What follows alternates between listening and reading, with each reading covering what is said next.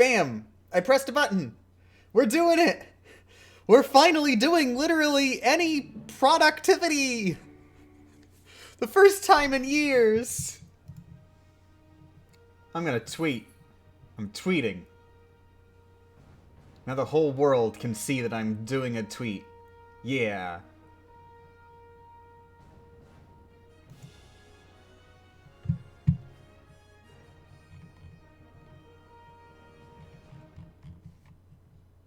Good morning, everybody. Is anybody here yet? I hope not. Because God knows I'm not ready. Good morning, StalkerBot. How's it going? I hope you're doing well, StalkerBot.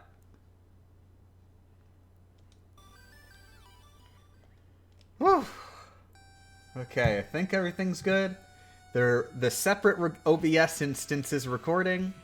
It's at 1080p. We've got the OBS instance where I'm streaming and the OBS instance where I'm recording. Everything looks fine. Okay. I'm gonna turn the volume up on the game just a little bit, because, I turned it down for Breath of the Wild, I think, because we were across the room, but I don't remember what it was at before. Hey, does the sound... So this is pretty loud music on the main menu right here. So this will give you a good baseline of what to expect when the game is at its loudest. Does the game's... Me talking right now. The game's going right now. Can you hear my voice completely, absolutely clearly, and the game is not at all in any way interfering with the hearing of my voice? Yes, yes, yes, yes, yes. Yeah, 100% it's fine. It's only fine. Dang it. Yeah, you clear. Game quit. The game quit? Oh my god. Oh my god. Sound is good. Okay. And is the game loud enough? Because I think the one thing is I've been overing lowering the game audio to the point where it's difficult to hear the game audio, and I would like it to be as loud as it can get without at all interfering with my voice. So it's a little give and take there. But the main priority, though, is that there's plenty of leeway for my voice, and it's really important to keep in mind that people have different, like, thresholds at which the music becomes a problem in understanding my voice. Like, some people, like, the music could be blasting friggin', like, way over the decibel meter, just going, and they'll just, and then my voice will be just this tiny whisper in the background, just barely even there, and they'll just be like, this is the absolute perfect audio balancing. You are a genius at audio balancing. The greatest scientific minds in the universe could not possibly balance this any better. But oh well, whatever. We're just gonna deal with whatever it is. People said it's fine, so I'm gonna take their word on it. Okay. Still at 0. We do have 9 lives. Okay, and an energy drink. We already did all those purchases beforehand. Yeah, that's right. I remember. Last time I went and did all my purchases. Game is actually a little loud on my end. I'm gonna lower it. That's right. I had to raise it because we were doing split signal with Breath of the Wild. Okay. There, it's a little bit lower. You know, it's weird because, like, I don't need to hear anything else, but there's something about having the game really loud while I'm talking that it feels like I need to talk over the game, and I'm hesitant to do that. It's a weird mental thing. Have you found a way to make Gideon 2 any faster? Yeah, hit him more. How was the split signal stream? It was fun. We need to do that stuff more often. Becca and I had a swell time. It was a great way to spend the new year.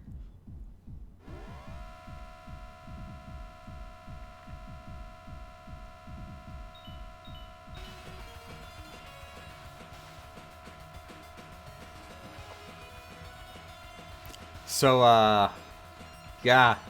How's it going, everybody? We got 5 minutes to kill.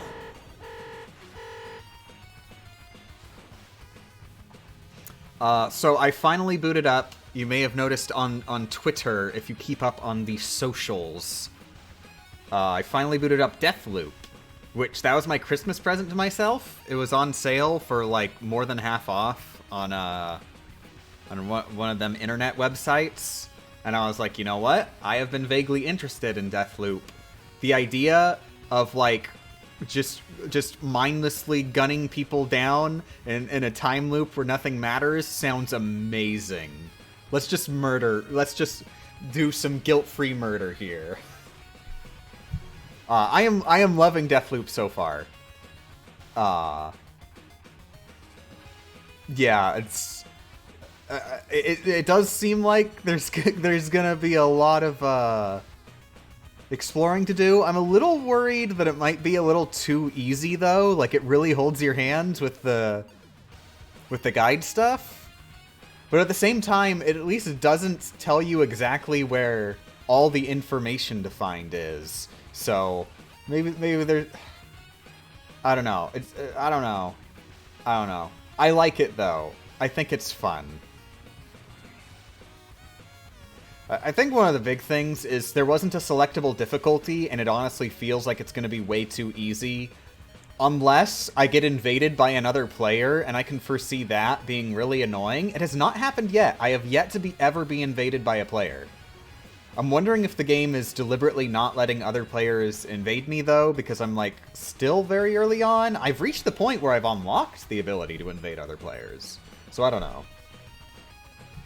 No difficulty selection? That's an interesting choice. Yeah, I think the idea is that it's supposed to be that it's really hard at first, and then you get tons of upgrades that make the difficulty go lower by virtue of you getting the upgrades. The problem is that, as far as I can tell, the difficulty was just right when I didn't have any upgrades whatsoever, and then the exact moment I got a good gun, it is, like, baby easy mode.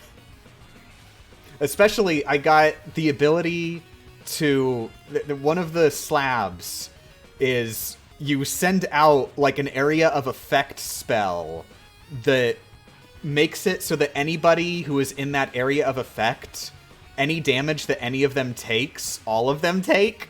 So, throw out that spell at a group, get one headshot on one person in that group, the entire group is dead.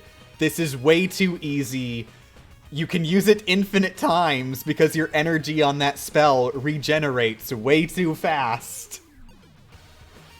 Like, I'm not very far into the game, and I feel like I've already found the path of least resistance.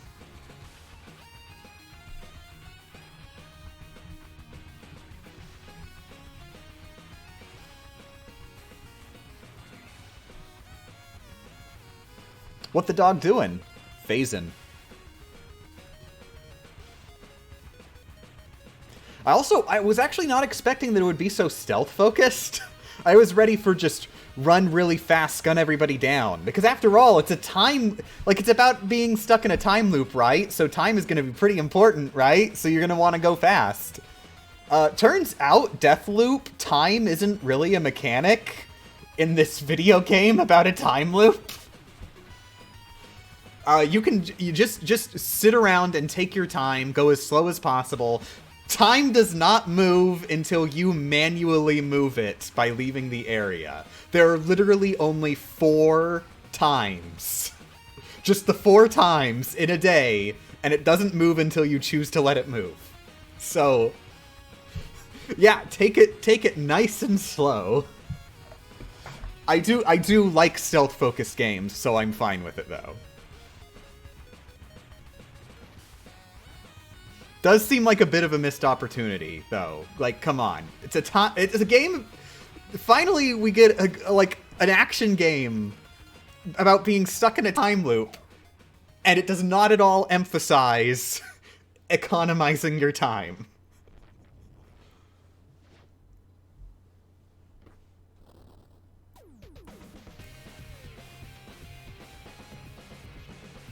Anyway, welcome to hell. Let's go. Let's see if I remember how to play the game. Considering that sick combo, I think I do.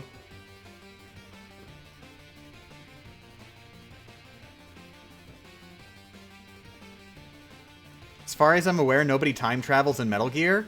I'm trying to think about all the random non-canon crap, and I'm not sure if there's any time travel there, even. Because there's a lot of, like... Metal Gear's weird on canon, everything is canon, but then also there's definitely stuff that could not be canon. Crap, dagnabbit.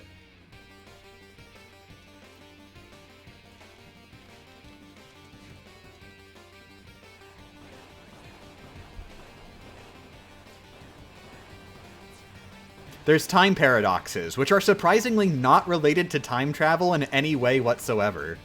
Unless you want to argue that the player themselves are time traveling by playing a prequel, that's the only way that that really works.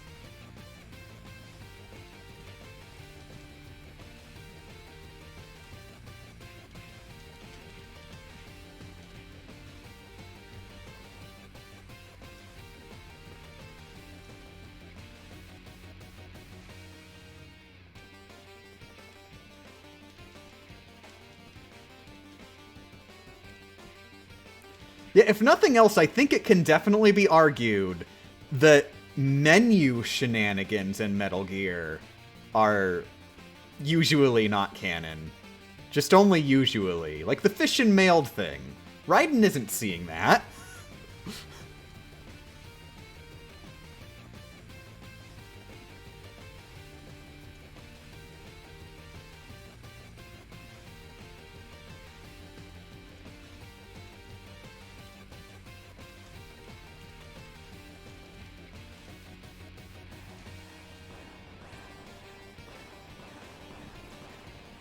That's right, there was time travel in Jamais Vu. However, that one was explicitly non-canon. Because, like, it directly contradicts the normal events of Ground Zeroes.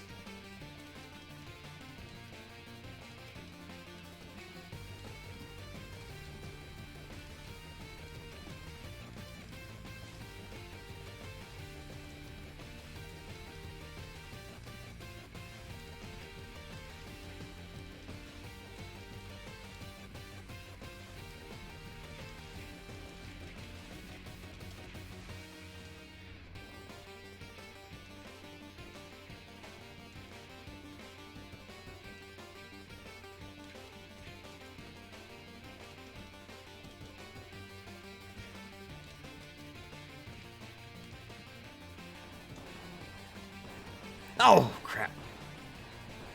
Oh my god, really? So close.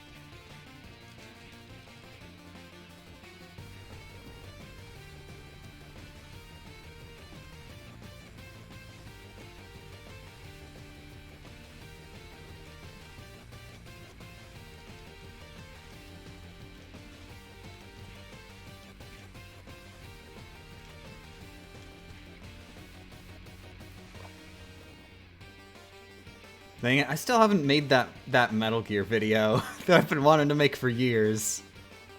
I mean, I don't really have enough to say. It's just like, I mean, I have a lot to say, but I don't know how to structure it into a video.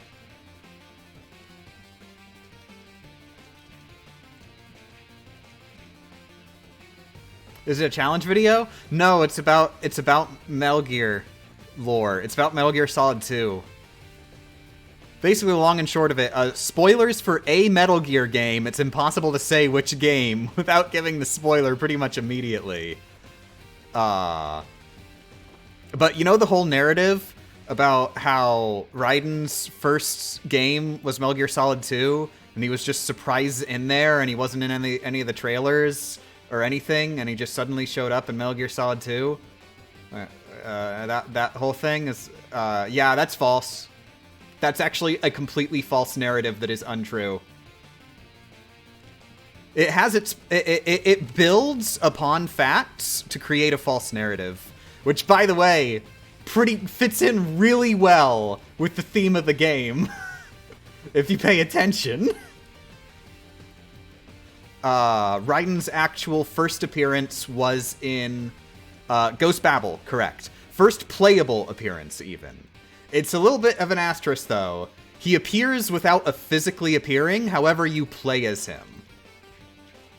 He is the player character in the VR missions that you unlock after beating the game.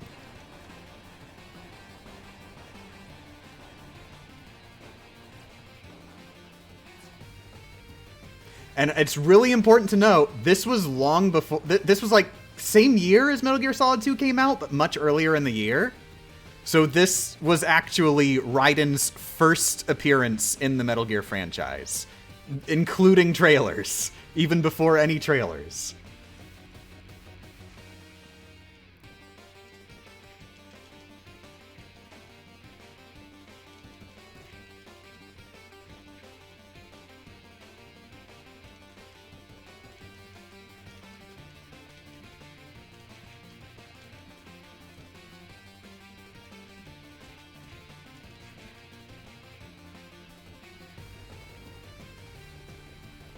There is a game theory that Twin Snakes is also supposed to be Raiden's VR mission, but that is completely unfounded. Yeah, no, the game actually tells you, like, after you finish the final VR mission in Ghost Babel, so in between the VR missions, you regularly, like, have, like, there's, like, the character you are playing as in the VR missions is being talked to by, like, his superior.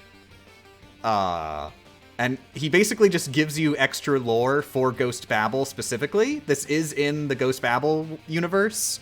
So it's technically not the same Raiden. It is a different universe version of Raiden. But after the final VR mission, that guy explicitly refers to the player character in the VR missions as Jack. Which, like... technically, it's not confirmation of Raiden, but come on. Guy who's being trained on VR missions where he pretends to be Solid Snake. And his name is Jack.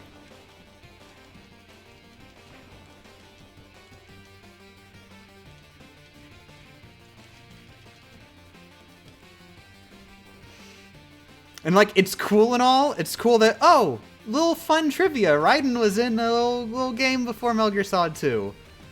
That's cool on its own, but where it gets ridiculously cool is the fact that nobody knows this, and there is a completely false narrative, technically kerneled in truth, about how Raiden never showed up in anything before Metal Gear Solid 2's release. And it was this big super duper shock with this guy we've never seen before.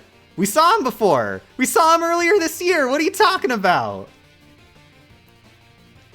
Like, friggin' how much of a miracle genius does Hideo Kojima have to be to trick the world into creating a false narrative that ties in with his narrative about false narratives?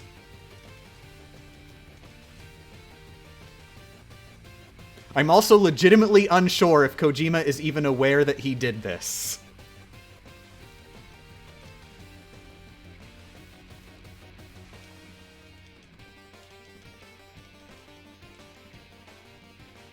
Do you really see him, though?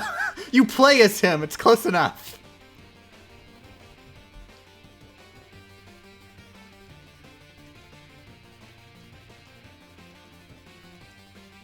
Ghost Babel wasn't one of his games. True that he did not directly work on it, as far as I'm aware. However, you can't really think... I can't really be convinced that he was not aware of the game in its entirety and had no say in a character in upcoming Metal Gear Solid 2, a game that he is super working on and is covering up this character's existence in. You can't tell me he wasn't aware that this was happening. Oh, he is actually credited as a planner and story writer. Okay, yeah, no, it's Kojima then.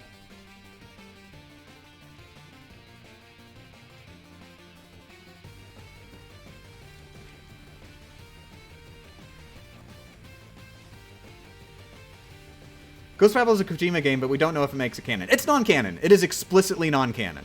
The canon of Ghost Babel is, like, explicitly made very clear during the events to be an alternate sequel to the original Metal Gear. So you have to throw out everything you knew about any game after the first Metal Gear. Like, all of that stuff cannot be taken for granted. Probably the biggest one is that there is no reason to think in Ghost Babel that Snake is a clone of Big Boss.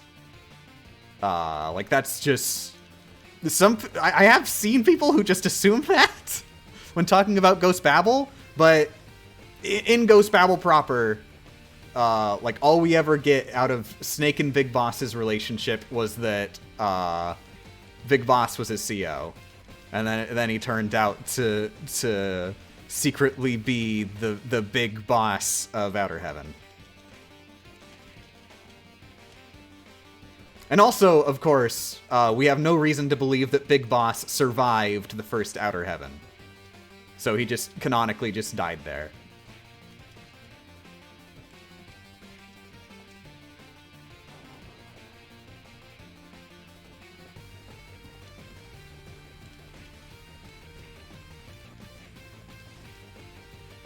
The Patriots totally would cover up the entire Los Enfants Terribles program.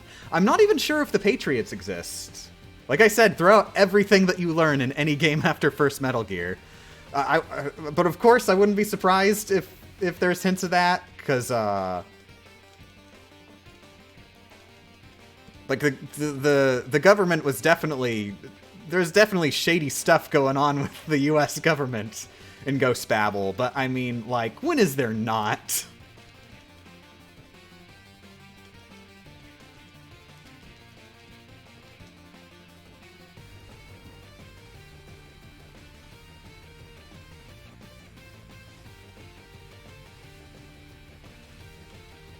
I really need to replay Ghost Babel. I barely remember the actual plot of it. I remember it being really good. Ghost Babel is really, really good. If anybody skipped on it, please go back and play it. It's like a melding of Metal Gear 2 with Metal Gear Solid. It's really cool. It's also like a little bit more arcade style in a weird way that I love. Like, it actually has levels in a Metal Gear game.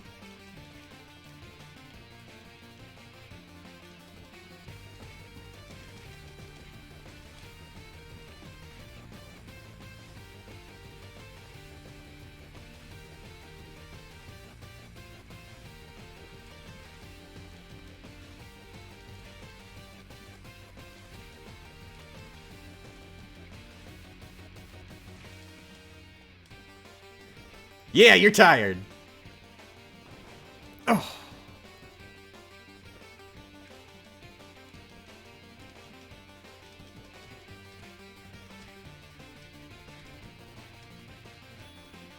Whoa! that was on accident. Too bad I couldn't do anything with it.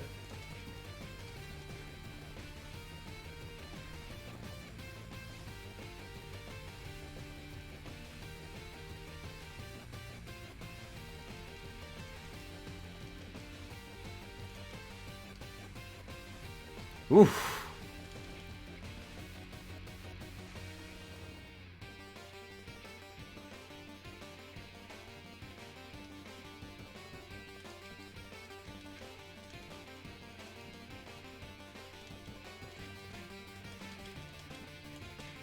Oh, nice!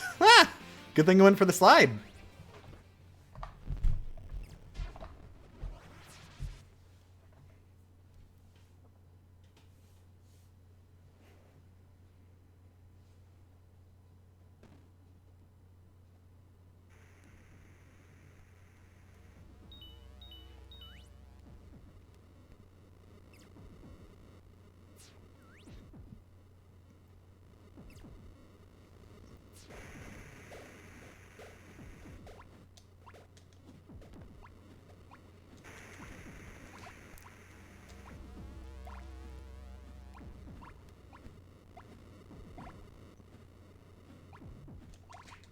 Oh my god.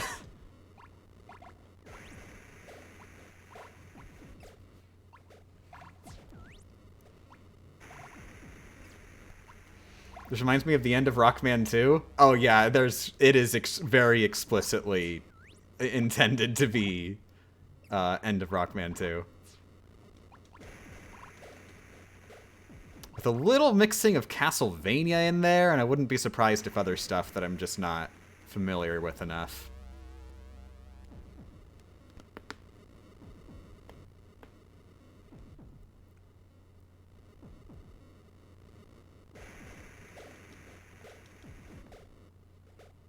Did I say Metal Gear 2 instead of Rockman 2? I'm thinking in my brain, and I feel like I said some really dumb stuff.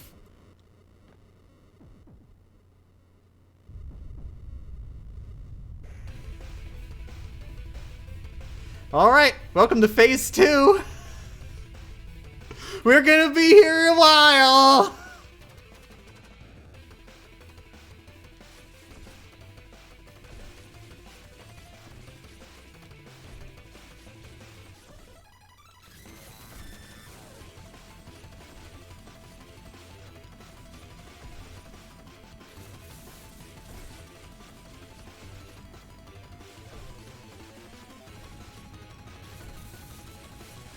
Now, my goal here is to lose no lives whatsoever. I'm going to allow a loss of 1 life before he starts blinking. If I lose any more than 1 life before he starts blinking, then I am resetting.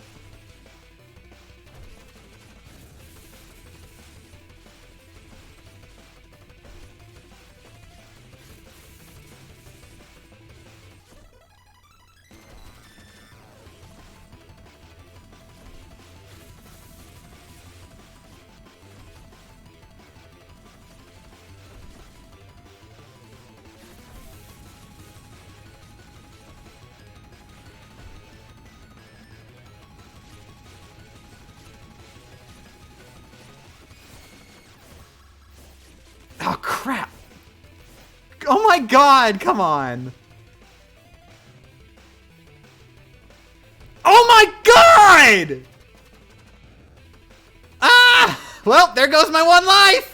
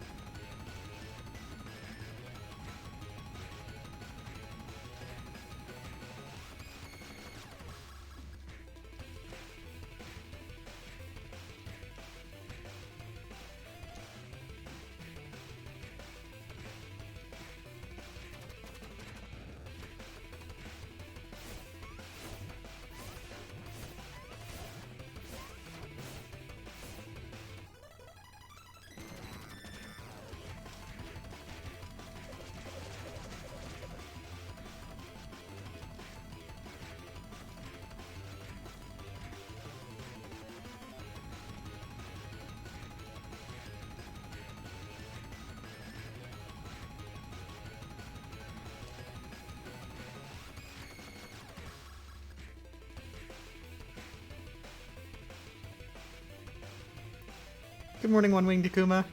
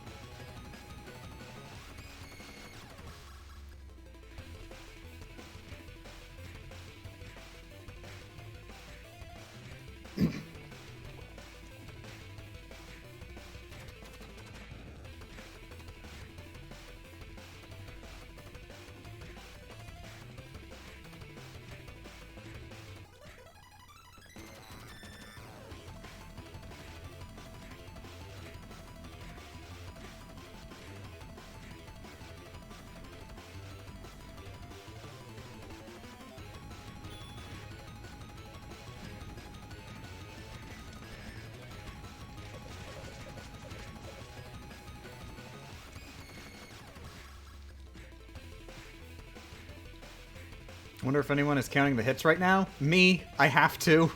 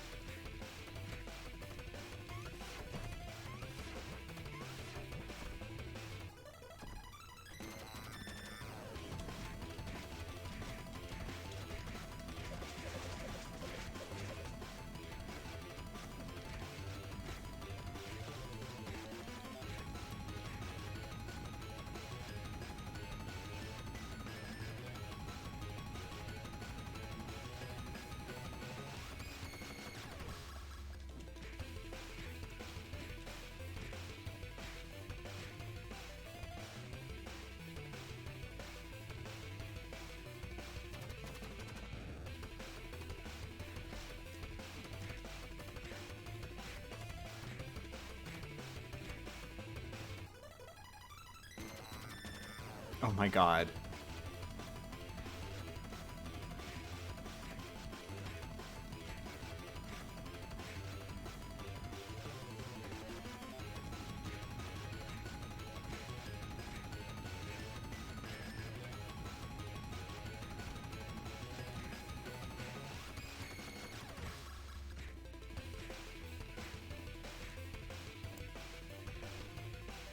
So anyways, to explain, since I know there's people wondering, reason this is taking so long, the arms have a separate health bar from the heart. The heart is what we need to kill. When the arm's HP reaches 0, that just makes him put his arms down, so you can attack the heart at all. And then the arms immediately go back to full health after a couple seconds. So all I'm doing when I'm pounding away at the arms is getting the opportunity to deal damage for a couple seconds. And then the real damage is whatever I deal to the heart.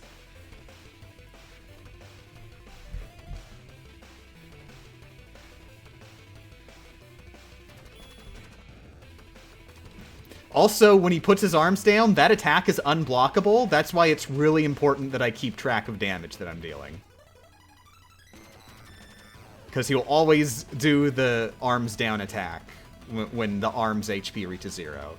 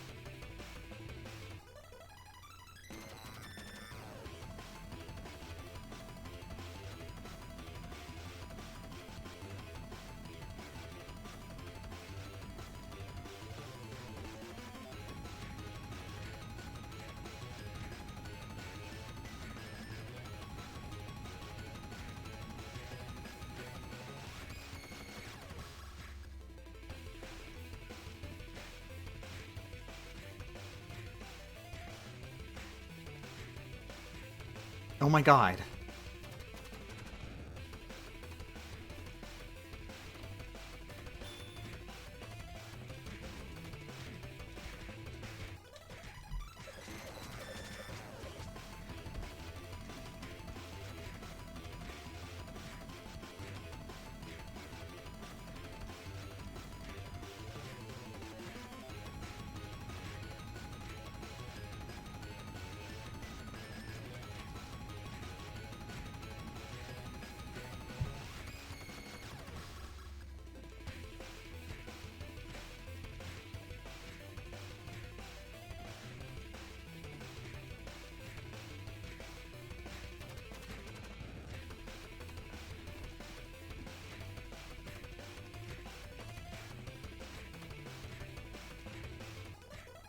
Oh my god, he's never going away.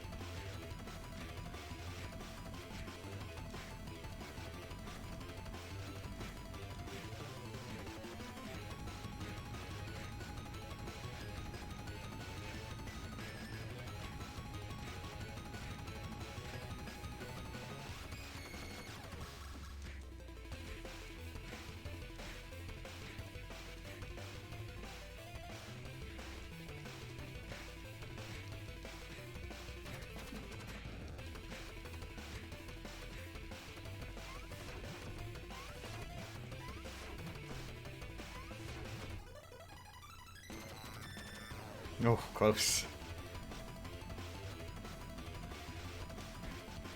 What? What? Did I lose count?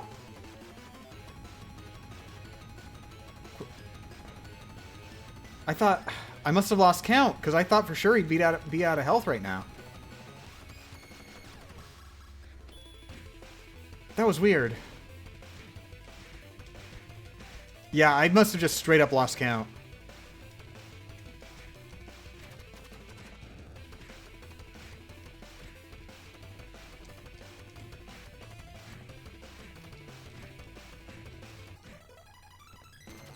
I've been doing 3 damage. That might have been it.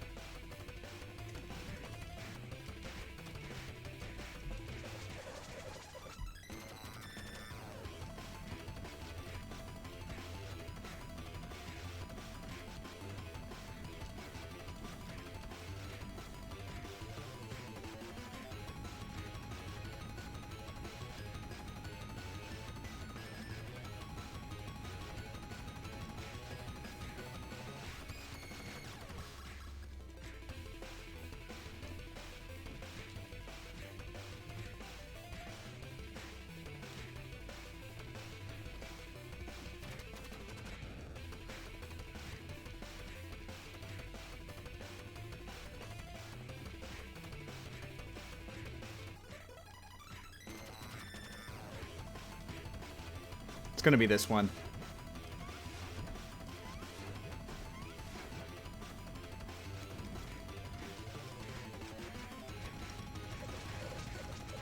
Almost!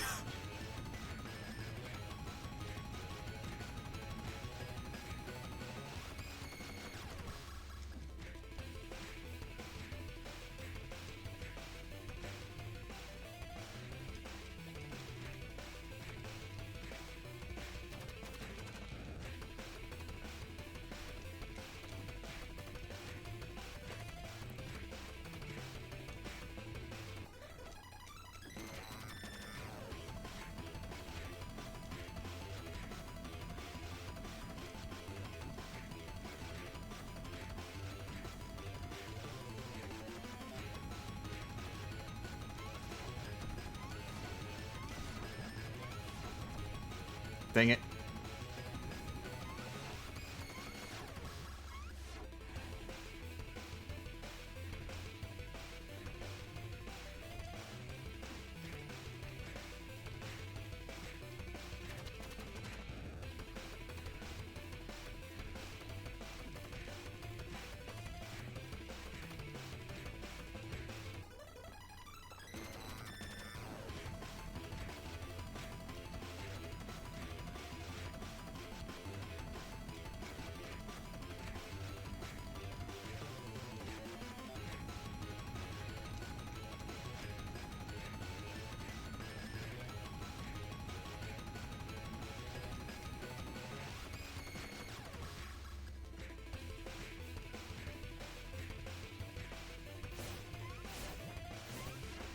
This is the second phase of the second phase.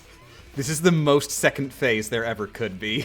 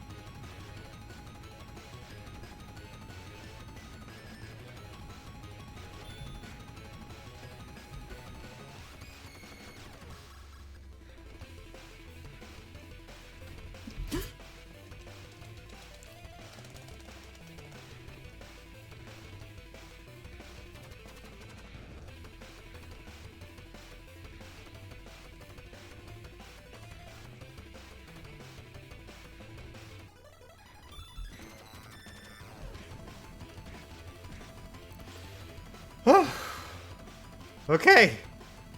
We've lost 3 total lives. Only 2 of them were on this boss. I'm pretty sure this is a new PB.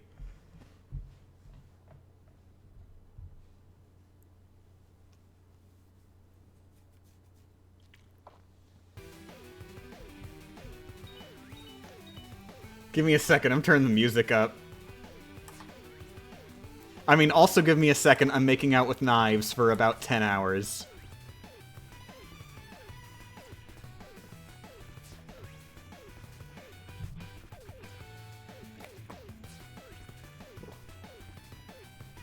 Wait, this is a bop. This is a bop.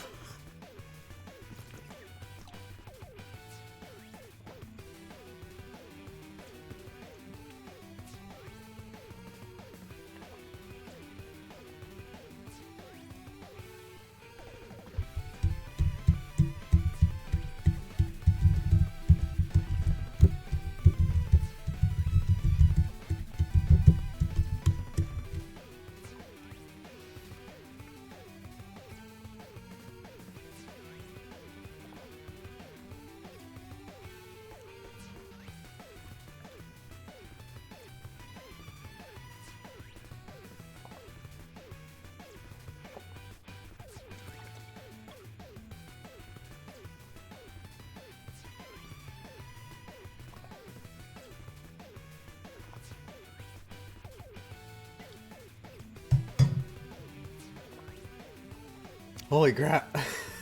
I didn't realize I was that thirsty. I just finished that entire bottle of water in one go.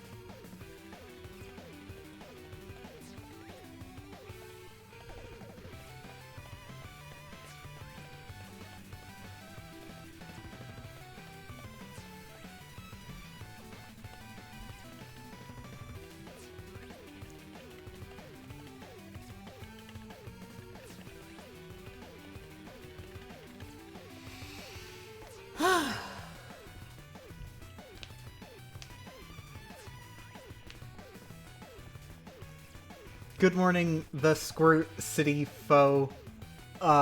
We are not grinding per se. We gain 1 HP every time we do this. It is an infinite heal.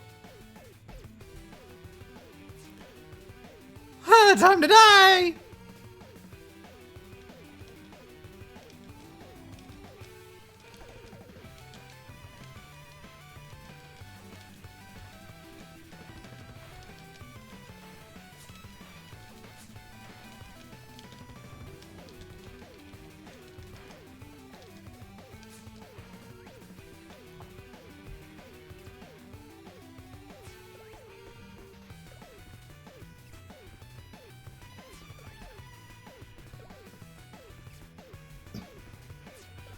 Luckily, they get stunned when you do this, so we can heal in the middle of the battle too. It depends on which enemy, whether or not they're able to get stunned. Not all of them can, so that this is not totally foolproof. But it'll work here.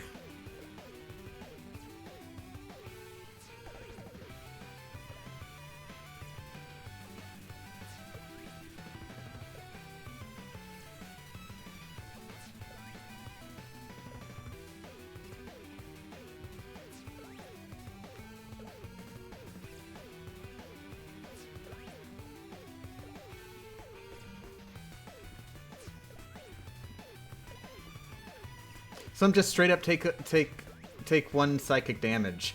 It seems somebody mentioned, I had doubted it at first, but it does seem to be the case that the way it works is if they have a stun animation, then they will just be stunned for like about a second or two. If they do not have a stun animation, in this specific context, because there's different kinds of being stunned. Like, there's stunned after you've just taken a hit, and then there's this stun, which is, like, context-sensitive. But yeah, if they're in this context-sensitive stun animation, then that's what they do when Kim makes out with knives. If they do not have this animation, then they'll just take one damage. They'll just do their ow state as if you'd just punch them and take one damage. And then they'll just immediately get back to murdering you instantly. So, like, it's not as cheesable.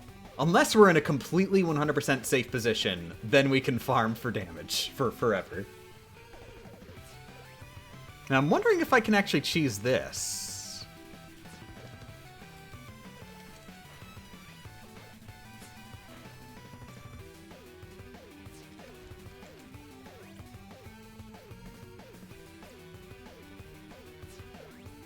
Okay, yeah, I think I might.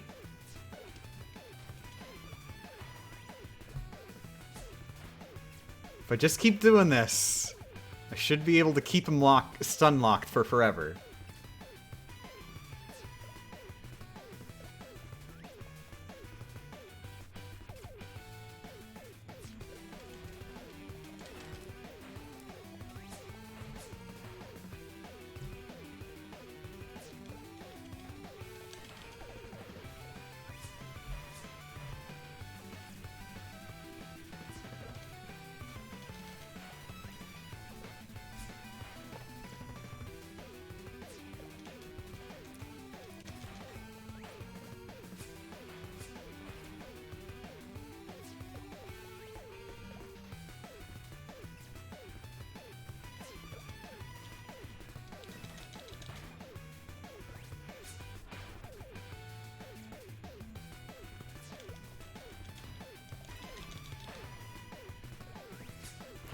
Looks like we got our cheese!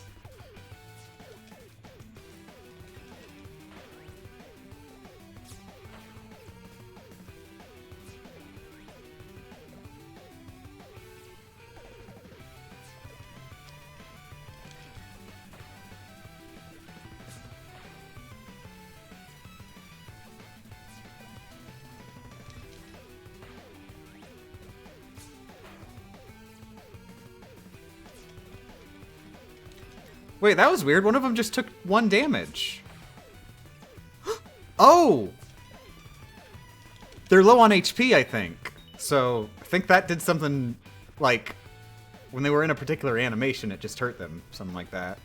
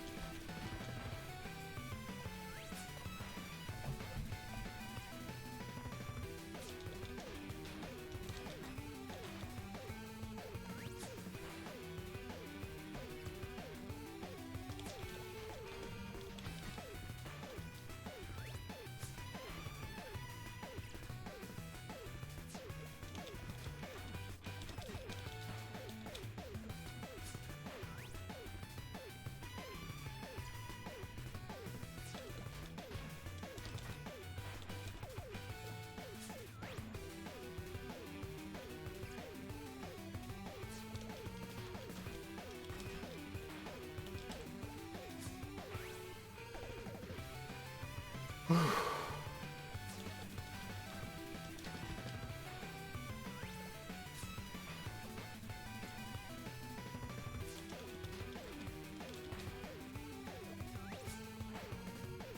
just realized I think this is the guy that I always throw down the conveyor belt. Whatever, this is still safer.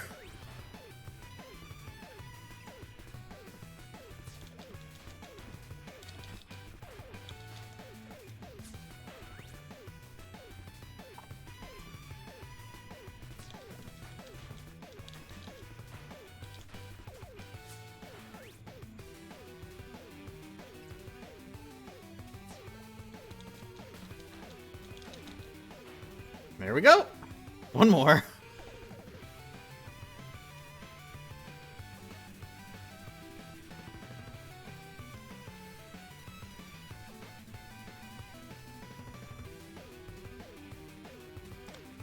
Sadly, the toasters aren't in any other forms of Scott Pilgrim media. They're literally just Robot 1. What are you talking about?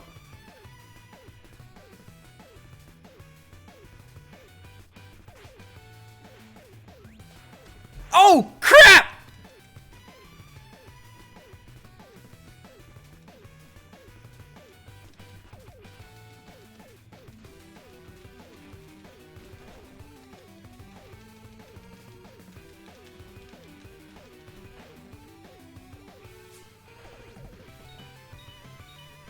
Whew.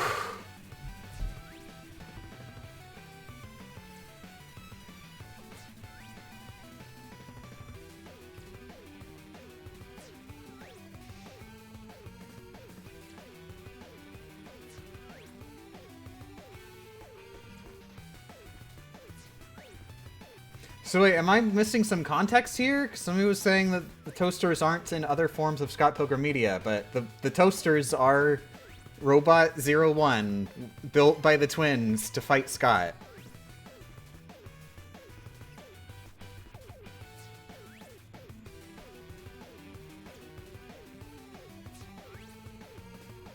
Of course, in the comics, there was only one of them, but, you know, who cares? Technodrome. Get some robots in here.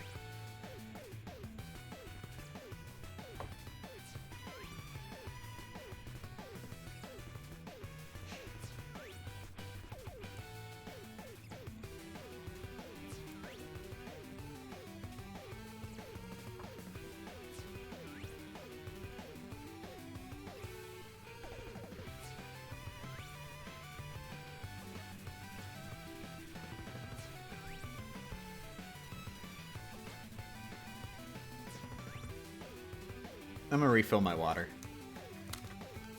Ow.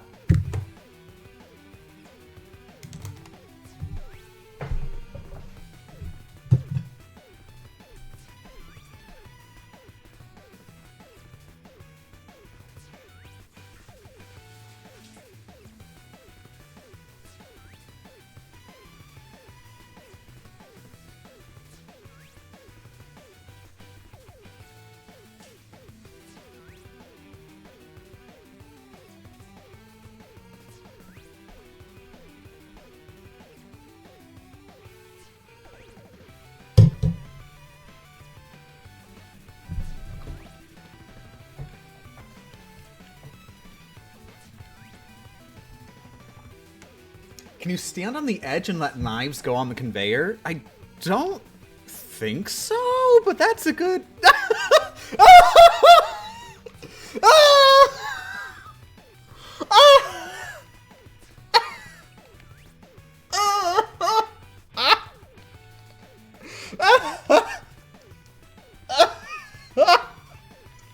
This is even better than last time!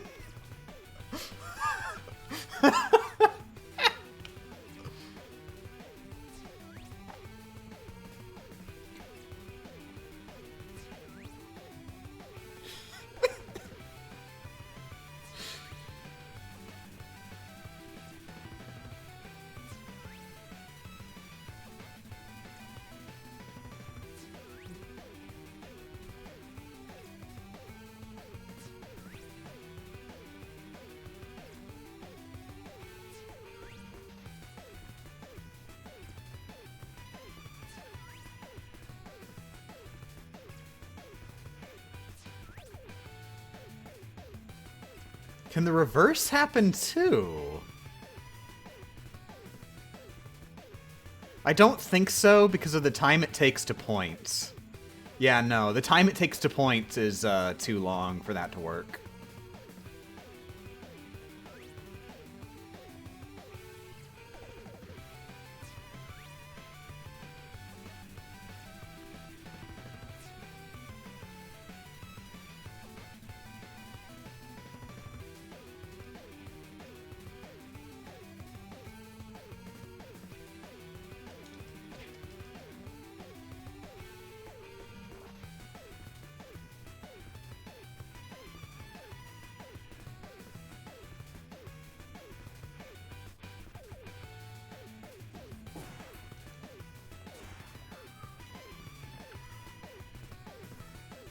We got a meowing cat over there.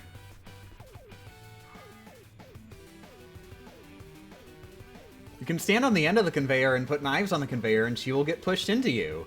Yeah, and into the bottomless pit. Not the best strategy, I'm gonna say.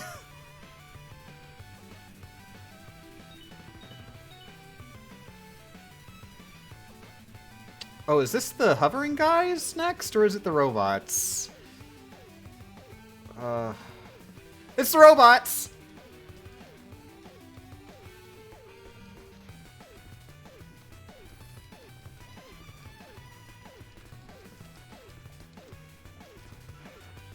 Now, these guys do not have a stun animation. That is very important. So we cannot do that stun lock from before on them. They just take 1 damage when you do that, and then we'll immediately try to attack you again.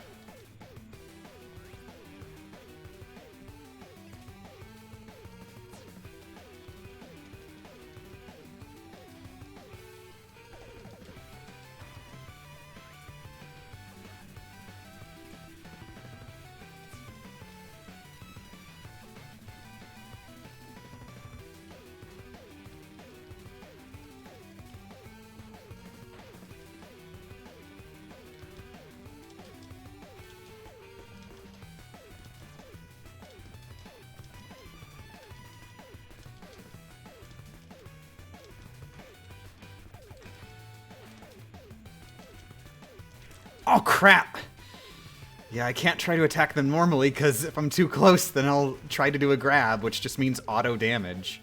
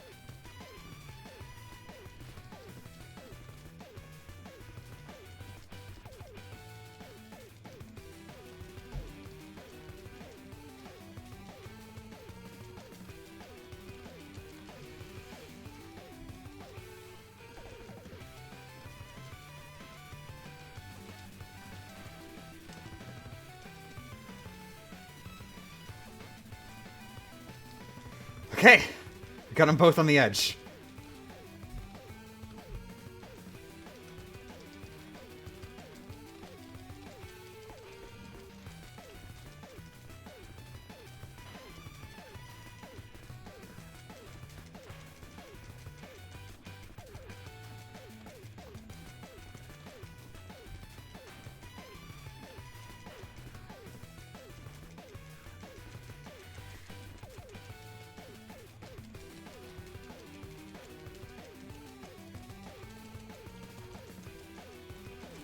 Ooh, close!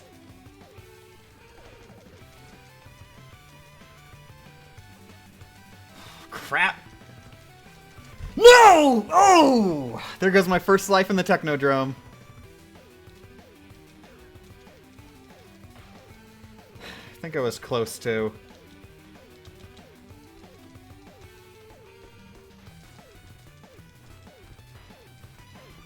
Yep, I was.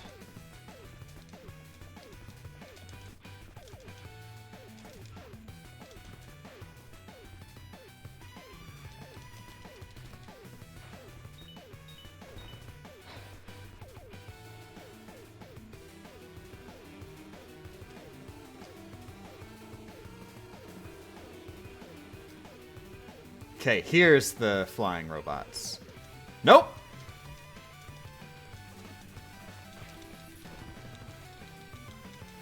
Millie, please no!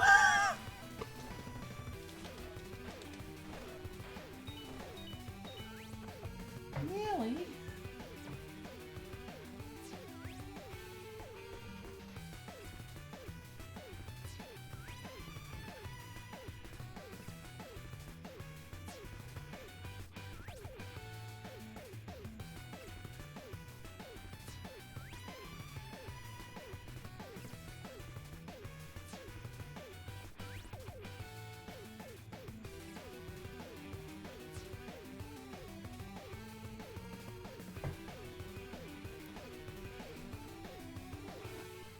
Okay, here's the flying guys.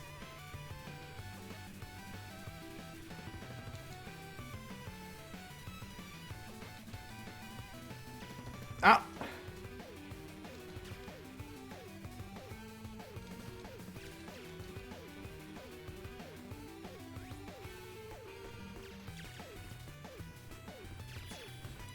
Oh crap!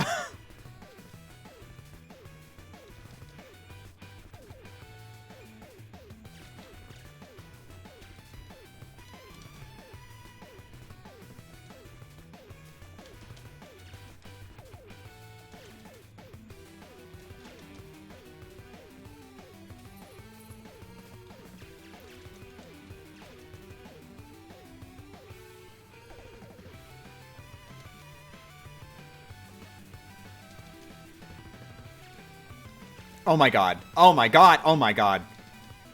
Okay, got one.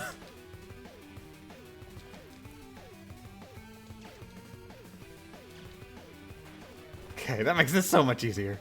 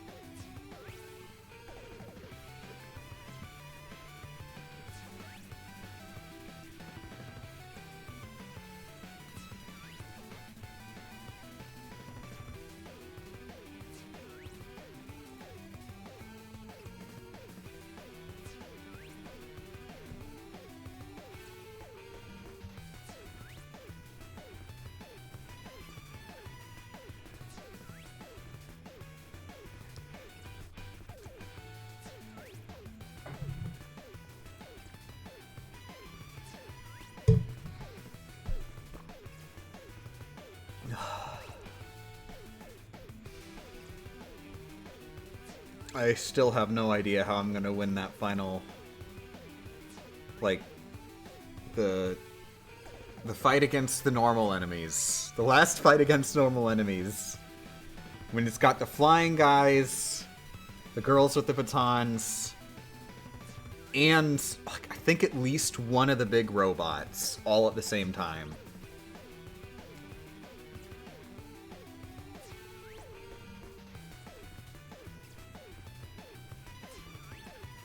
Somebody mentioned that...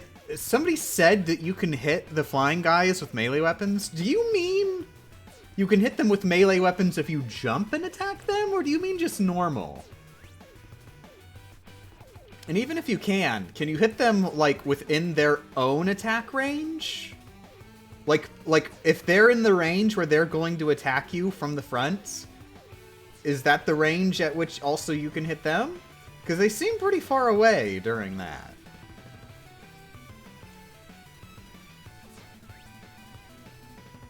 You can hit them, like, right under. Okay, right under. That's, I'm not sure how well that's gonna work.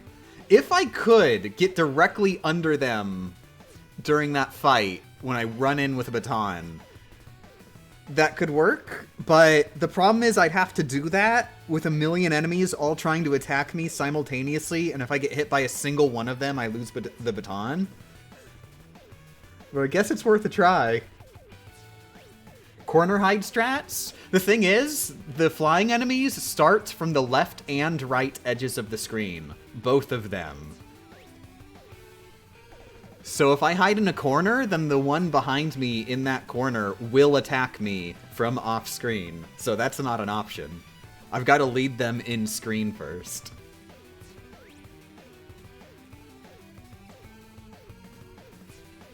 Okay, is this the turrets? I think it's the turrets. Or, yep, it's the turrets.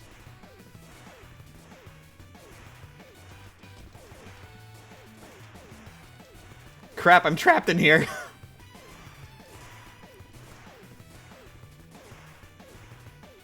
Oh my god. Oh! Oh crap! Oh, I can't knives! I have too low HP to knives. I was almost good, but I cannot knives here. Oh.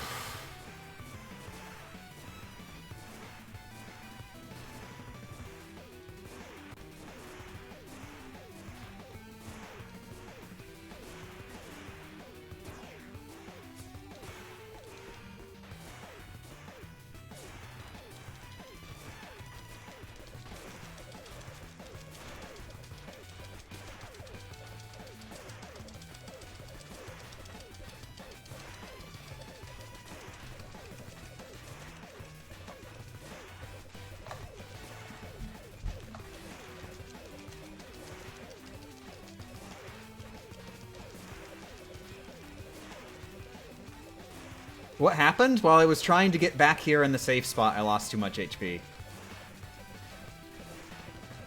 Just barely, too. If I got hit one less time, I would have been good.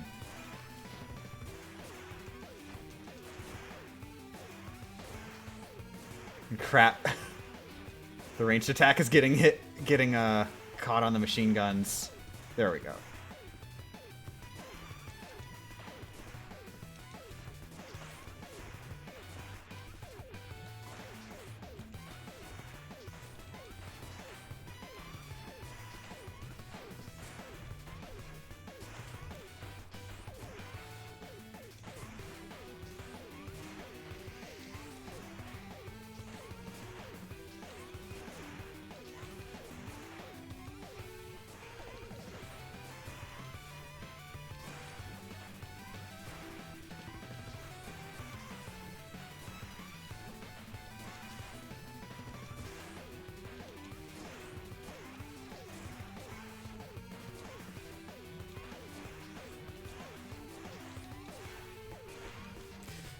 Basically, you need at least 15 HP or guts points to use knives. You just have to have 15 things you can use on a guts move. Like you need to be able to purchase the guts move in order to use it.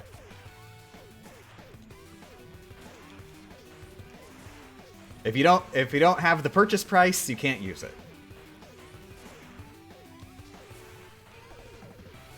Theoretically, if I could reach the shop, then I wouldn't necessarily have to lose a life. But I'd have to do that without getting hit. So I feel like we are going to be losing this life.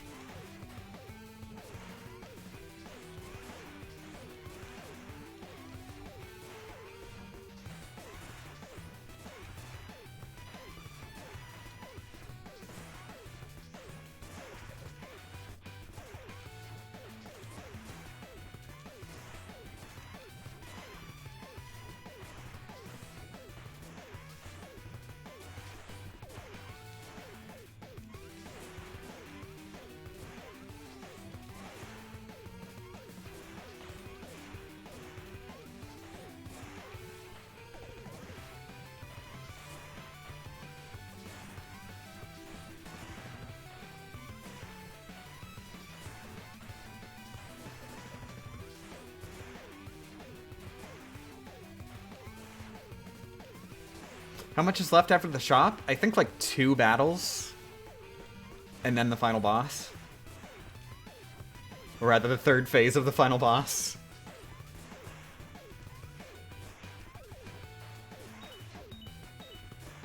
Okay.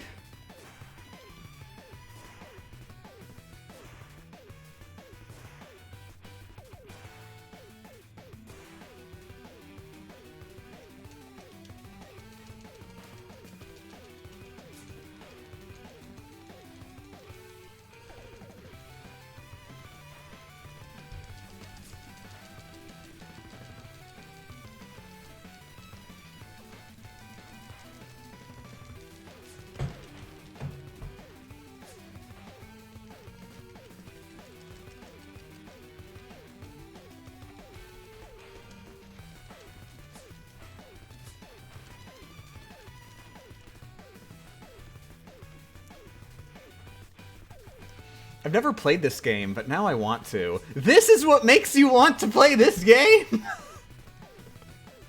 I'm glad I could sell you on it.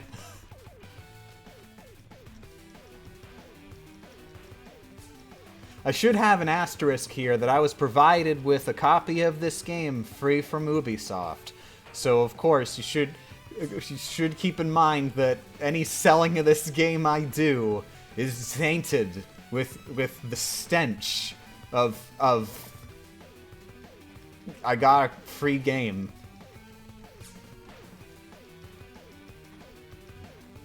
Wait, really? Yeah. I took long enough, didn't I?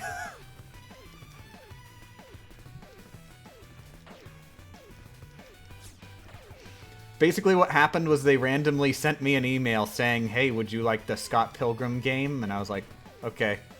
I'll stream it or something." I did stream it, actually. Like relatively close to when it came out. So, I fulfilled whatever obligations they expected me to have there. Immortals Phoenix Rising, nope. Luckily with Immortals Phoenix Rising, that was also a case where they contacted me and were like, "Do you want to do it?" And I actually responded and said, "You know, I'm interested, however, I'm not sure I will ever make any content about this game whatsoever, so I'll only accept the key under the expectation that you do not expect me to do anything with it." And they were like, "Oh, okay. Well, here's your key." And then, guess what? Like friggin' a month later, somebody else at Ubisoft sent me an email, a sternly worded email, like, "Excuse me, we gave you a review copy of Immortals Phoenix Rising, and we can't help but notice you haven't made any content of it. You're not fulfilling your obligations, are you?" And then I responded. Actually, I asked if it was okay that I might not make any content, and they gave it to me. And then they were like, "Oh." I never got a message after that. Just, "Oh."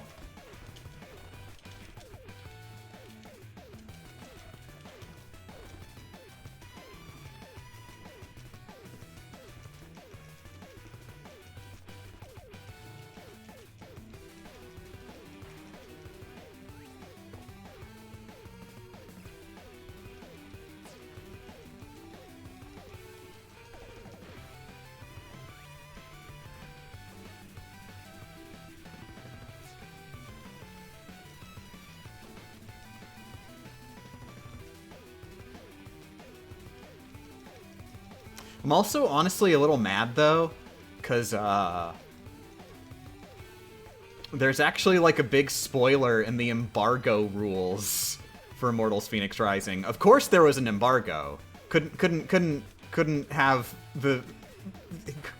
let the vital information of whether or not the game is good get out there before the game comes out. That could cause irreparable damage to things that don't matter. But, like, in the embargo, they were trying to stop a specific plot twist from getting out. And so in like, the embargo rules, they were like, make sure you don't mention any information about They said it in a sort of semi-vague way. This very specific information about this one thing that happens in the plot. You're not allowed to say any of that information before 3 days after the game's release or something like that. Then after, it's okay. But like, wow, that would have been cool to not know that when I was playing the game, wouldn't it?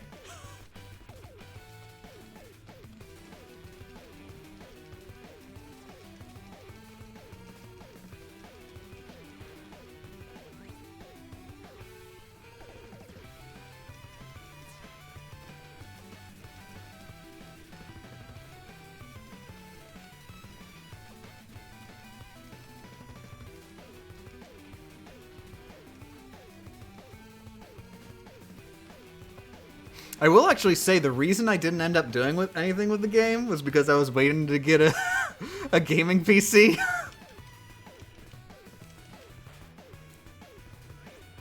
So yeah, that's why, like, friggin' 15 million years later, I finally got around to playing it with the Ironside sponsorship.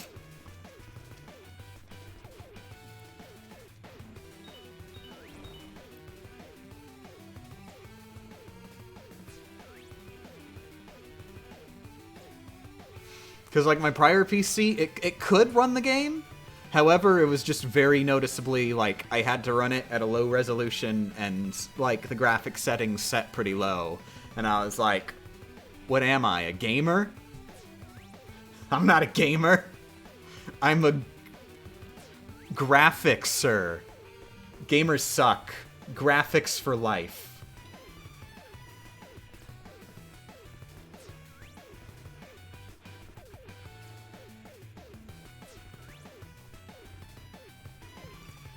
I want to tell you that your tweets are the reason I got into NGU Idol. I am so sorry. It's such a good Idol game, though, isn't it? Like, NGU Idol, I really do think is the best Idol game that I have played. Just because it, like, it just keeps introducing new mechanics. Like, completely new mechanics. Like, pretty regularly. I still have not unlocked all of the mechanics.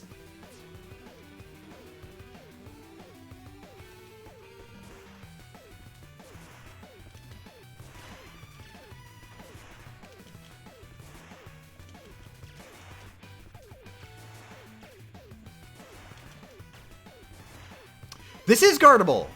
Okay, that's really good information to have.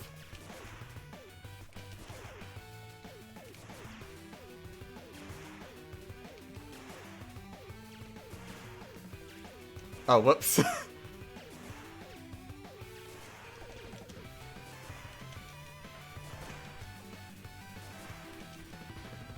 I really wish I knew that was guardable earlier. That could have saved me a lot of HP.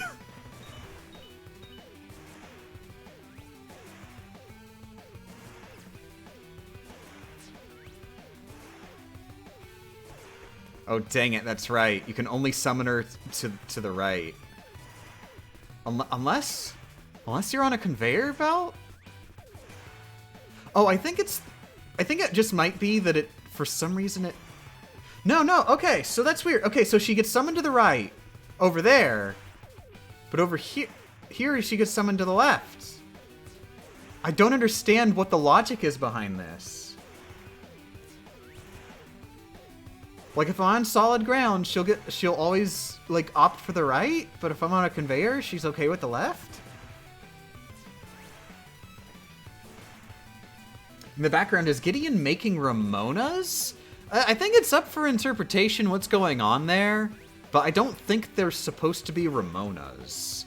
But that would be a valid interpretation, like, because, like, I mean, who even knows? They're made of pixels. I think Gideon is making Gideons? They're girl Gideons?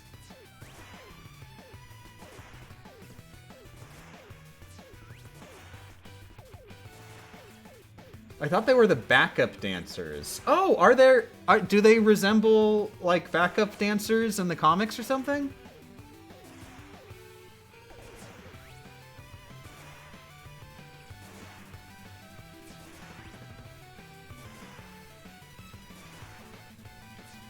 Well, either way, whatever they are, you punch them in the face. We know that much. So they're definitely on Gideon's side. Well, not necessarily. I guess they could theoretically just want to punch everybody. So, like, they're not necessarily on Gideon's side. Maybe they'd punch Gideon if Gideon showed up.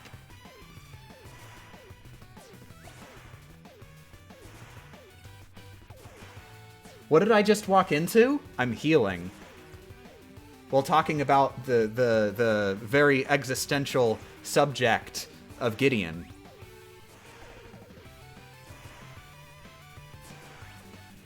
Punching Gideon specifically.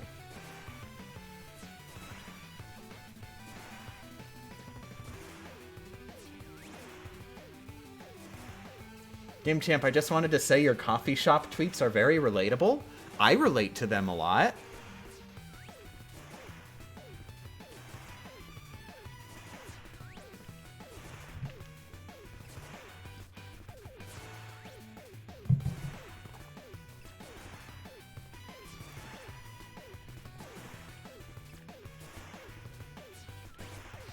Also, somebody suggested when the other day that Anna, like I could be Anna, because that's close enough to Anthony, but like, and I was thinking, you know, what if Anna Michelle, first and middle name, Anna Michelle, what if that? Ooh. That way they start with the same letters, so I don't have to bother putting any brain power in it. Time to die!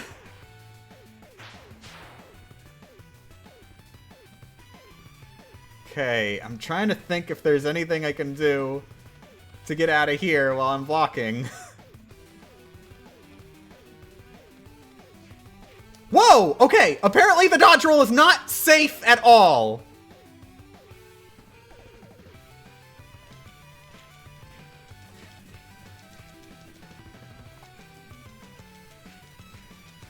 Okay, so I have discovered you have some vulnerability frames, I'm guessing early on in the dodge roll?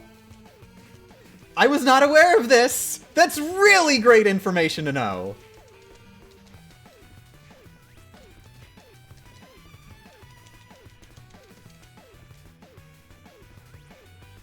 Oh my god, so close!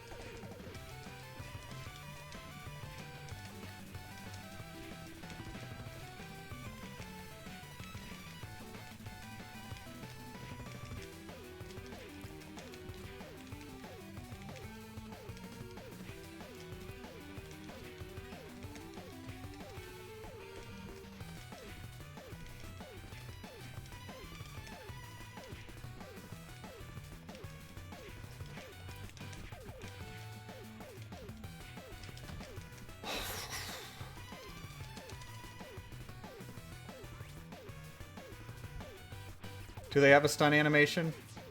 They do. If I can do this once, then we're good.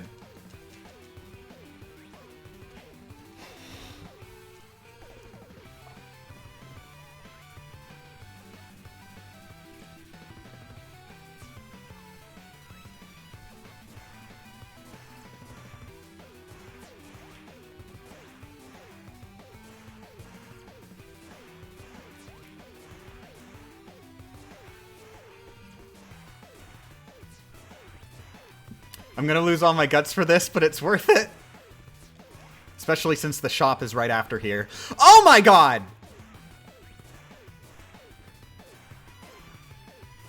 Okay, they get out of the stun faster than the toasters.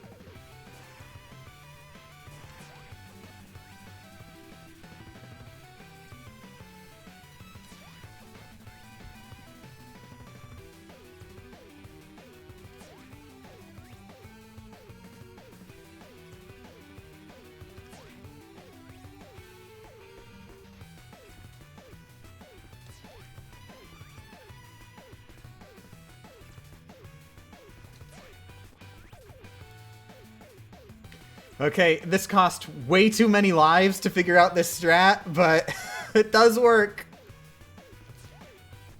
Ugh.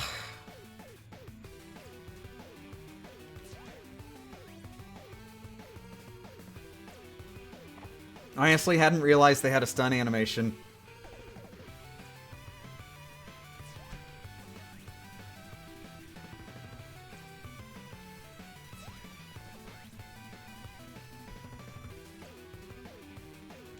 You are calling knives to the left? I'm guessing that's because I'm at the right edge of the screen.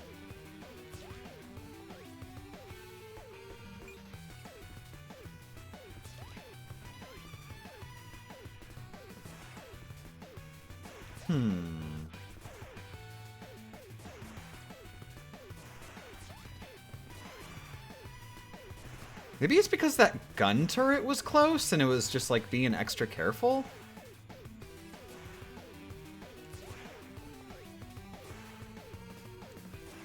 Wait, I just realized. All I have to do is grab the baton now.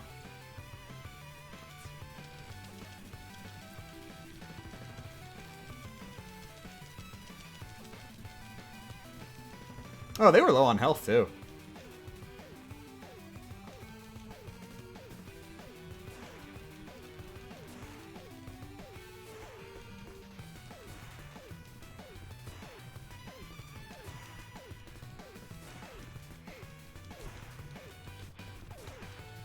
Oh crap, I forgot about this!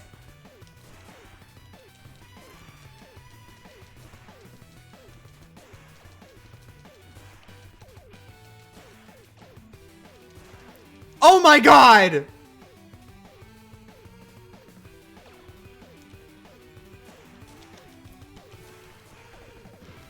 Okay, this actually works. No, it doesn't!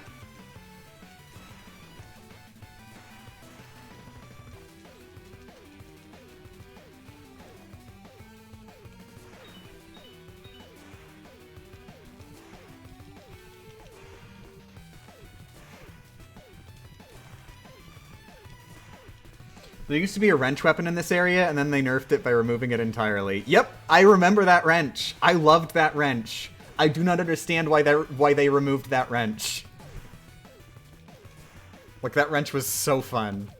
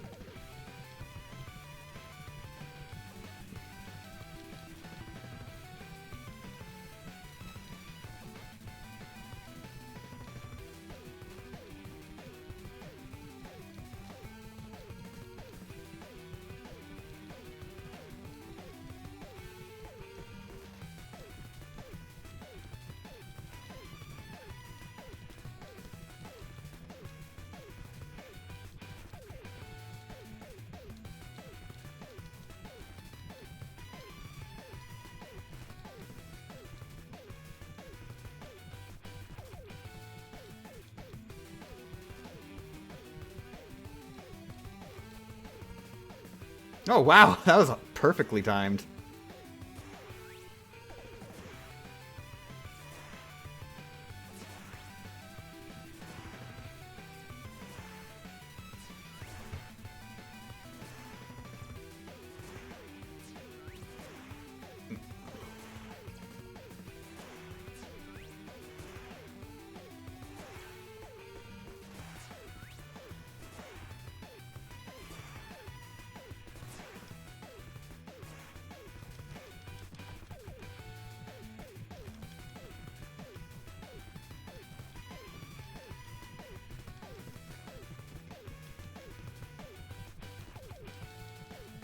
There's no way.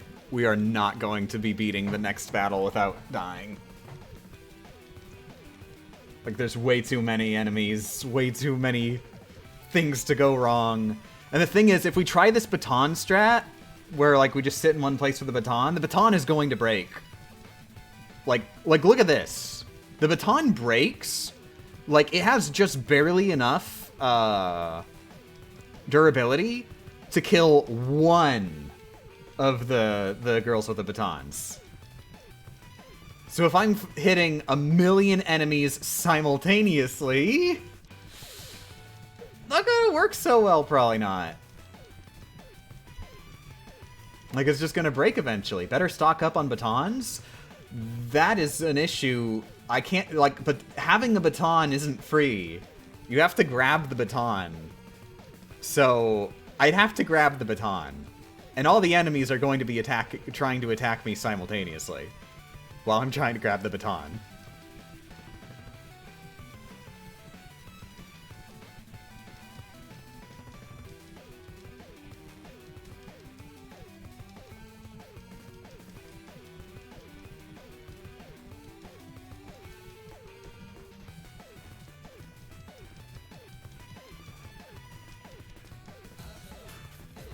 Oh, thank you for the subscription, Emma.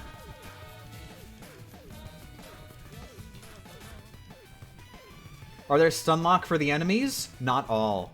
Only, I think in that battle, the only ones that have a stun animation are, these girls. I think the flying enemies and, oh.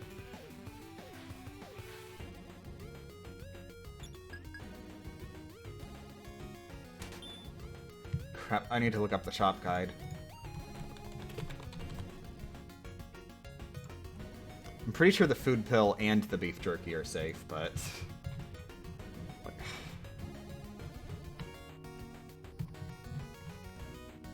Okay, HP plus 40, GP plus 30 for the beef jerky.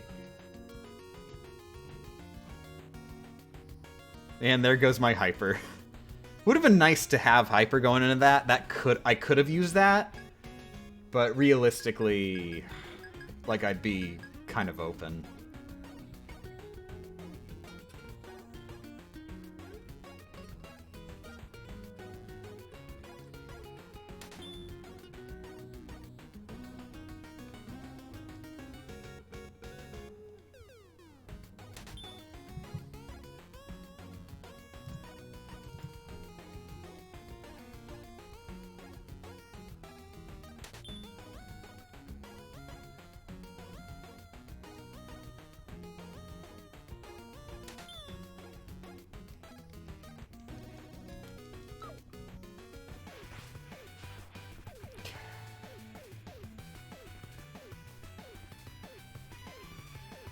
I'm gonna try with the baton.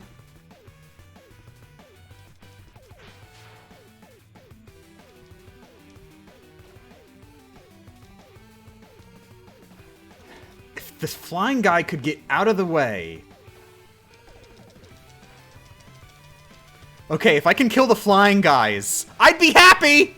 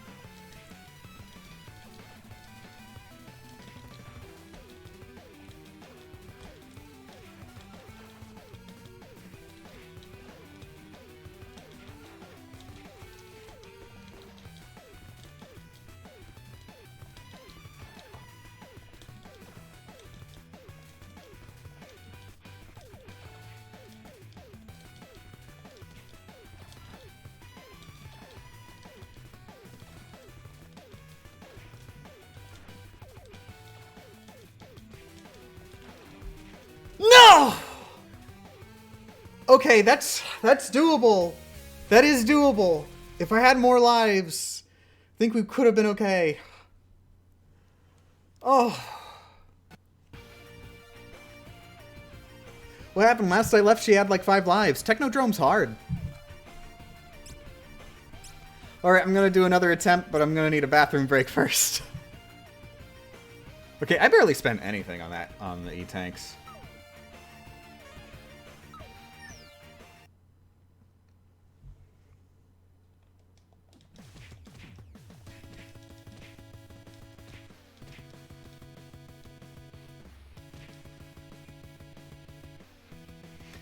God. Feels nice being able to kill someone in, like, 1.5 combos.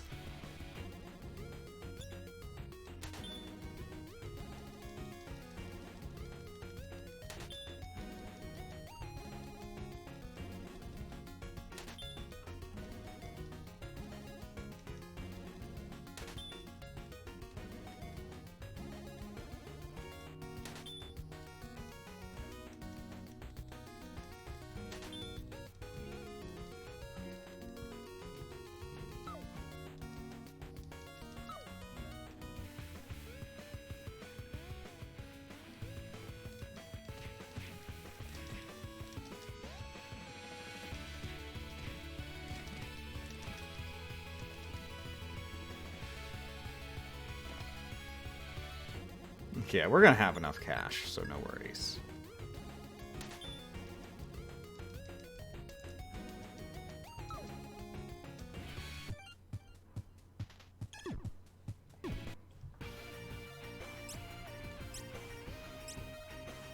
Okay, yeah, that using the melee, the baton against like that giant group of enemies, that still might be a good idea to start out with, just because it does let me get like, you add up all that damage I dealt a whole baton's worth of damage, which like that is gonna help me in the long run, I think, if I can get that combo going. So I think it's worth a try. But anyways, I'm gonna be right back. Bathroom break. And then I'll be doing another 10.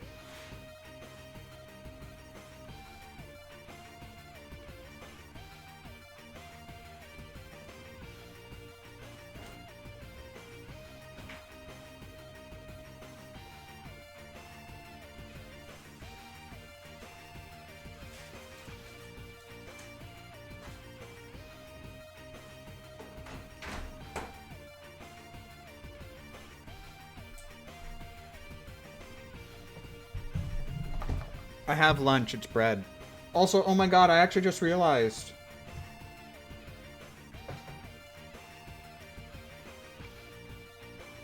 Becca gets off early today, so, I'm still gonna do another attempt, but she's definitely gonna get home during the attempt.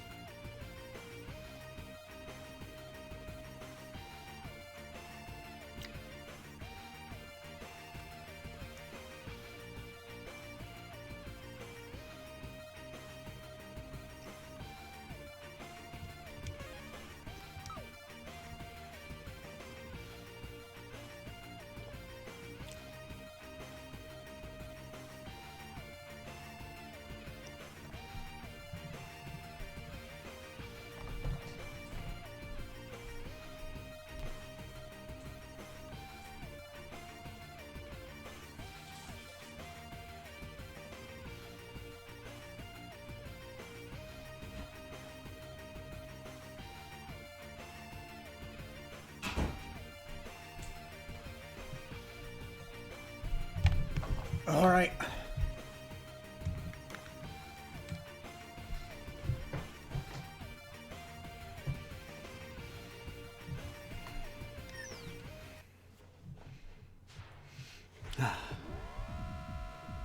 We got 5 minutes of holding the B button. Let's get it out of the way.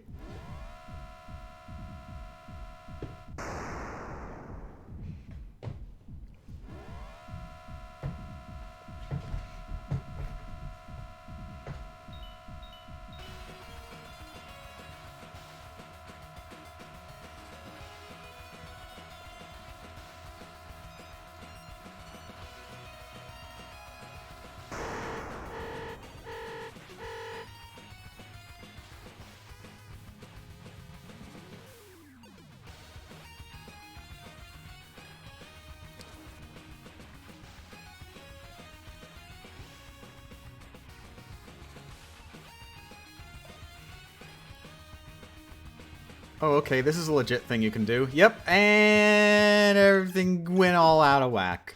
I don't know why sometimes it happens that... Oh, it's because that enemy, the guy who's able to do the grabs was still alive is the problem. Sometimes he falls off. But if he doesn't fall off, then he might do the grab. That's what happened. I see. I have a smart brain.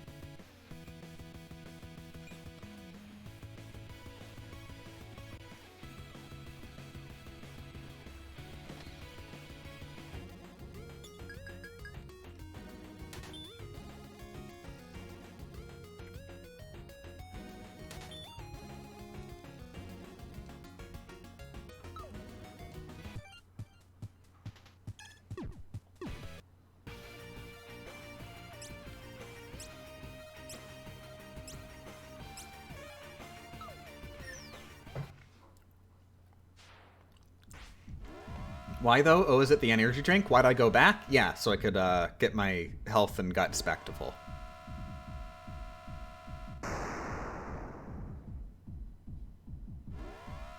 Morning, Penguin. I'm doing okay. I want to play Deathloop some more. That was my Christmas present to myself. I like it. I like it a lot.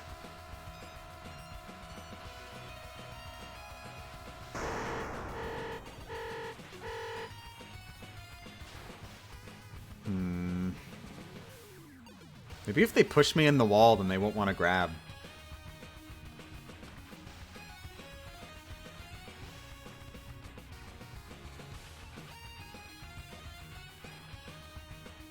We got 5 minutes to find out!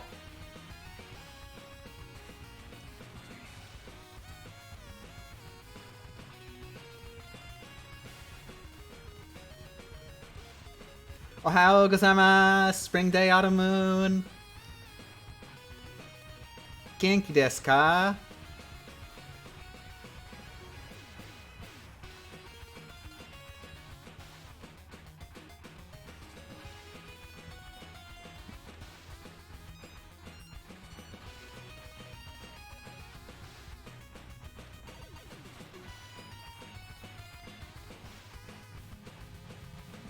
Genki desu. Pizza o tabemasu. No, stop! Not the Leaning Tower of Pisa!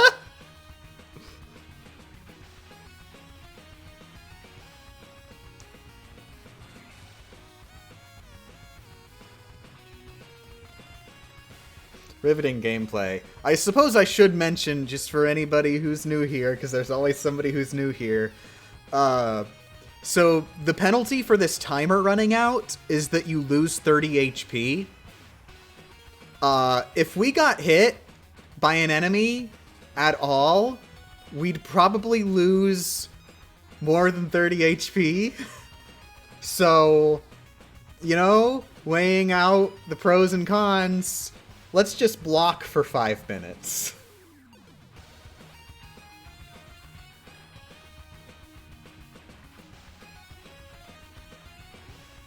Oh, hey, one of them died. I did it. I'm good at this.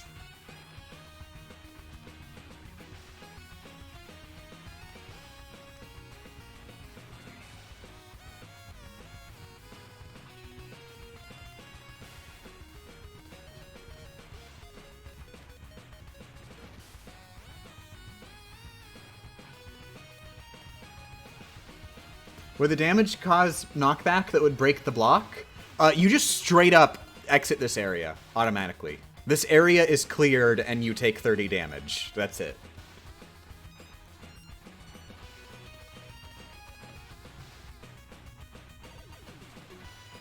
Realistically, the timer is just an illusion. It's not actually a part of the game. It's just there to make the player think that they should hurry.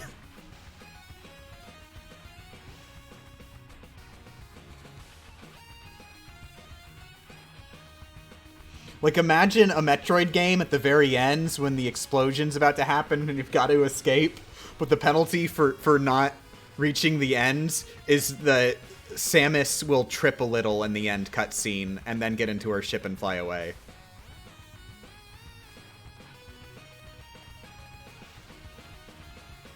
It will make the final escape slightly awkward.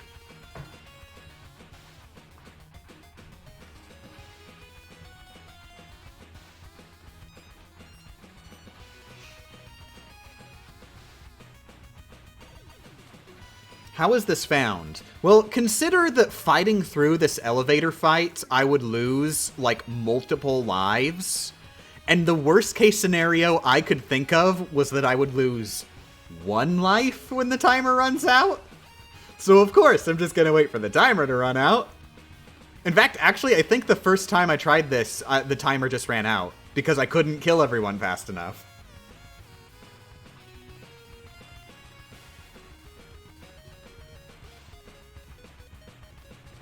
I love that hold block for 5 minutes is a strat that works. I know, right? It doesn't just work, it is optimal.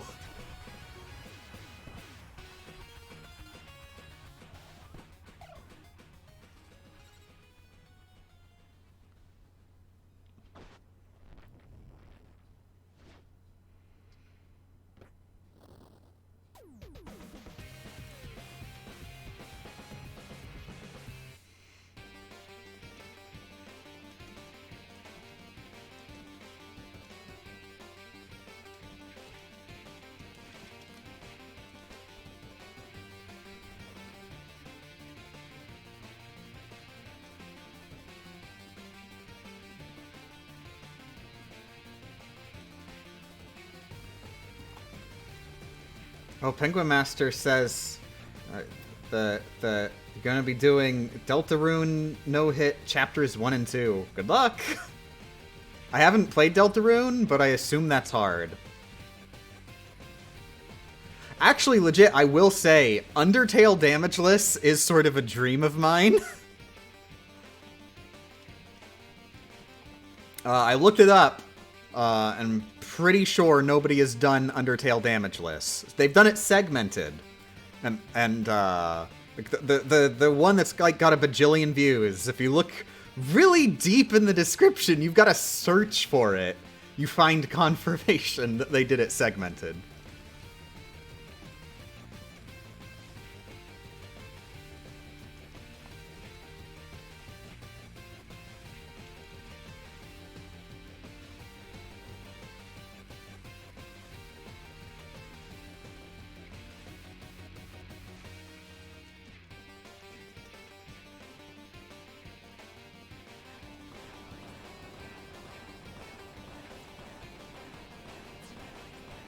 Does Undertale damage list include the credits? Nope.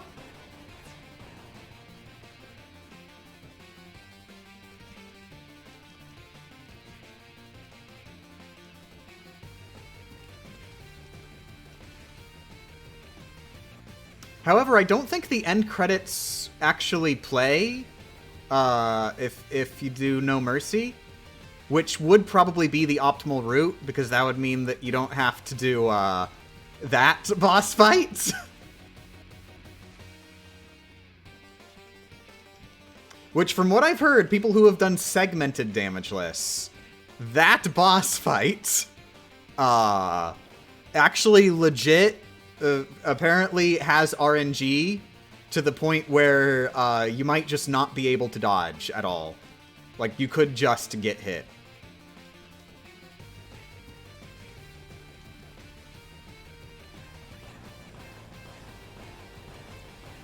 Oh, wait! Oh no, that was a waste of guts! I'm at full health. I'm not used to that on the meteors.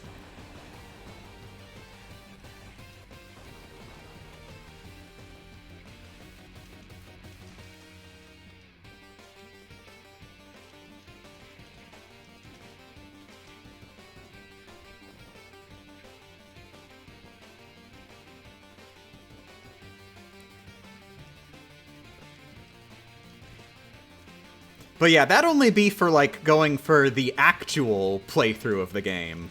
If we're going for any percent, then yeah,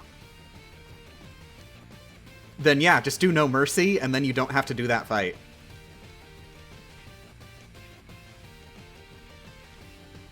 So yeah, realistically, if I was gonna do Undertale no damage, I would do No Mercy. Dagnabbit, I forgot again!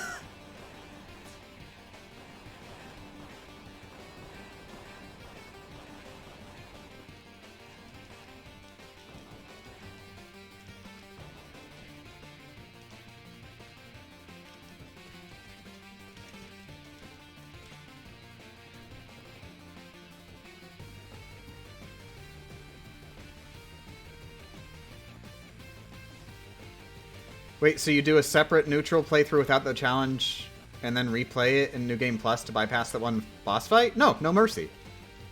No Mercy, not regular Mercy. It would have to be from a fresh save file, like, straight out. Doing, like, okay, I'll do one playthrough, and then, after I've unlocked the true ending, I'll just pretend that it's not the same playthrough anymore. No! No! It's gotta be one playthrough.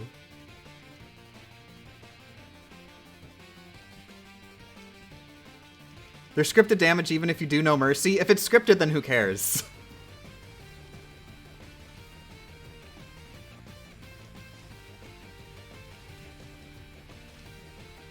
This challenge is about game mechanics.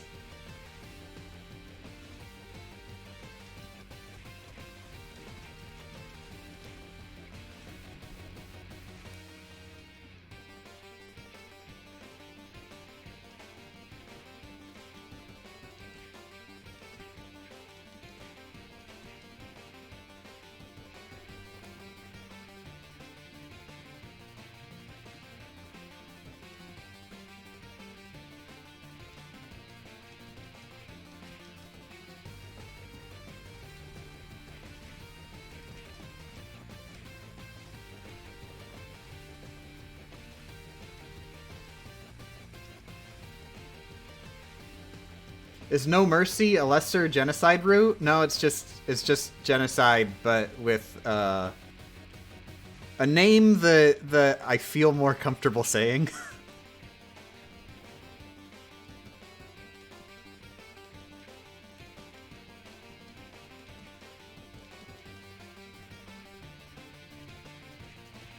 And when you consider, like, the actual game, No Mercy is, I feel like, a lot more fitting.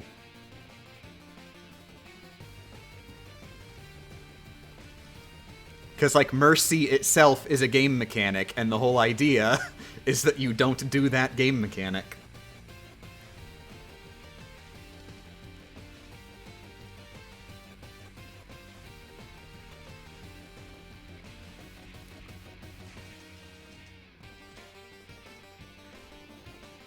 Wait, so I'm getting reports that apparently in the community, No Mercy is specifically, according to the community, a run where you just don't care what ending you get, and you just, like, punch everybody you see, because who cares?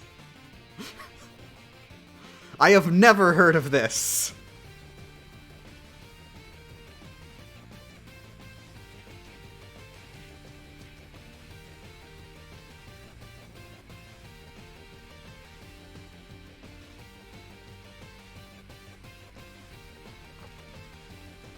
But why would you just...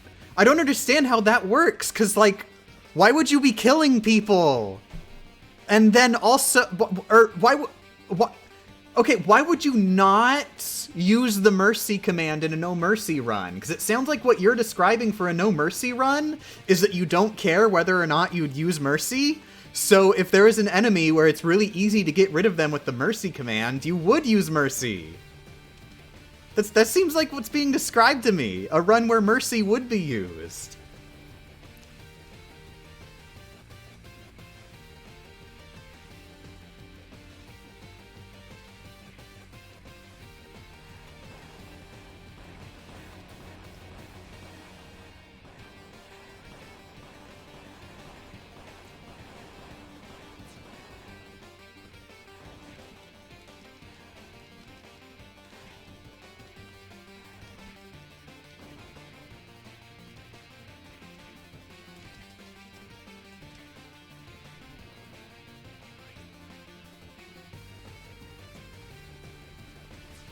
Well, screw it. I'm still calling it No Mercy.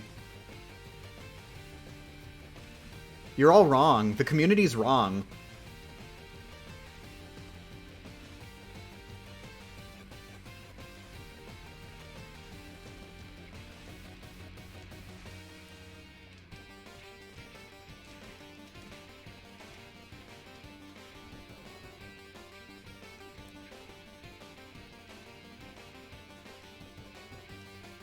Screw it, the community's gonna harass you for it.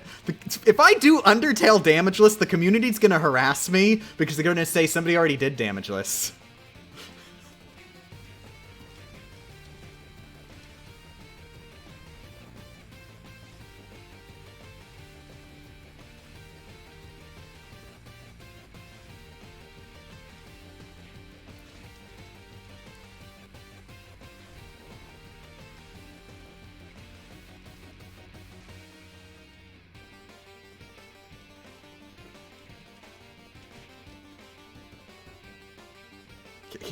He should have Big Meteor by now, I feel like. Because, I mean, he's been blinking for a while.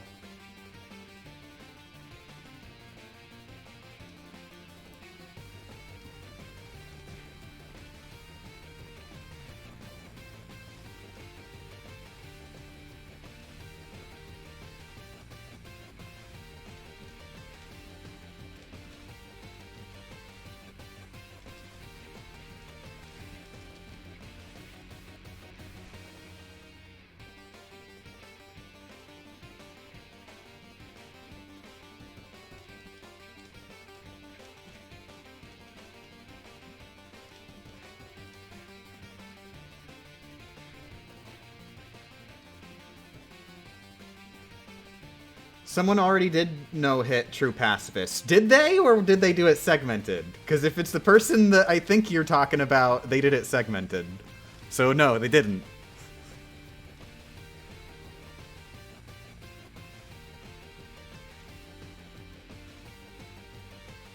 I'll be really clear, no shade towards them, it's just that there's a difference.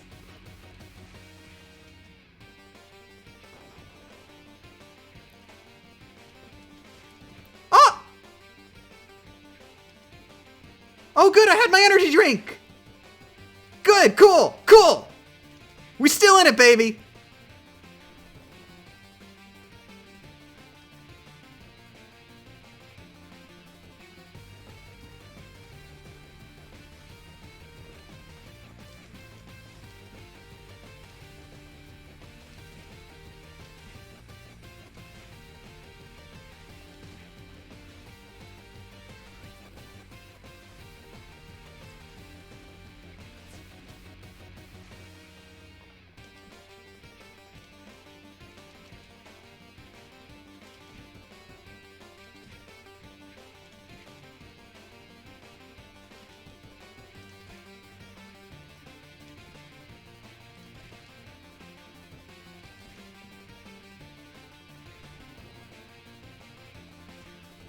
Oh, whoa!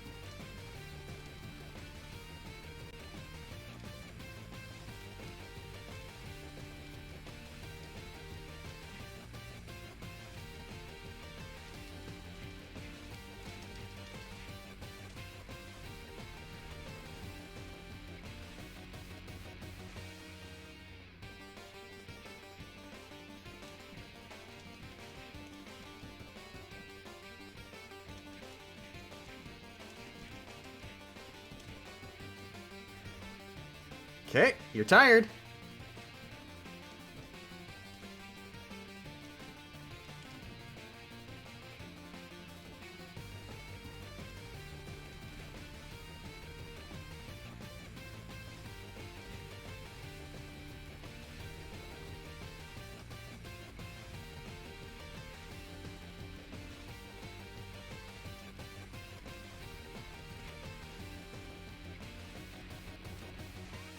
Oh, crap!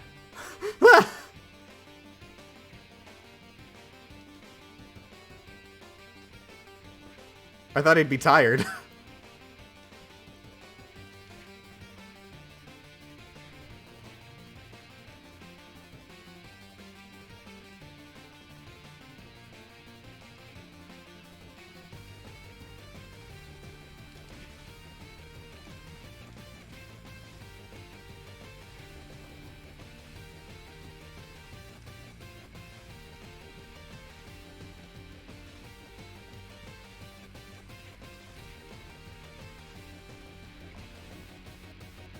When I saw somebody saying, oh, me too. Honestly, I like the friendship stuff. I was like thinking there was this really big argument in the chat over whether or not friendship is a good thing. Let's see, pros and cons of friendship.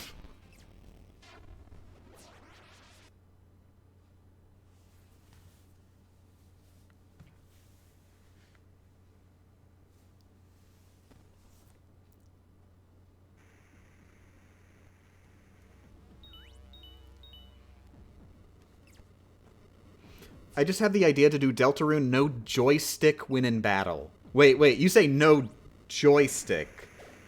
Does Deltarune have a joystick mechanic of some sort? Or are you just talking about, like, directional input?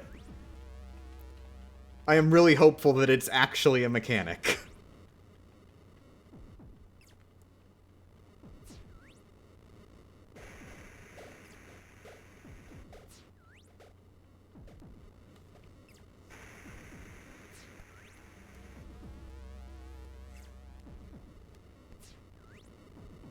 I play on Switch. Switches don't have joysticks, though. They have control sticks. There's a difference.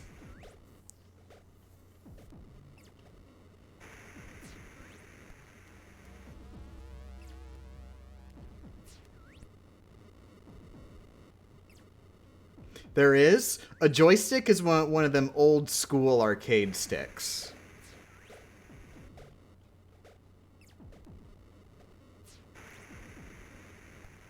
At least that's the way I use the words, and the way I use the words is the only way that matters.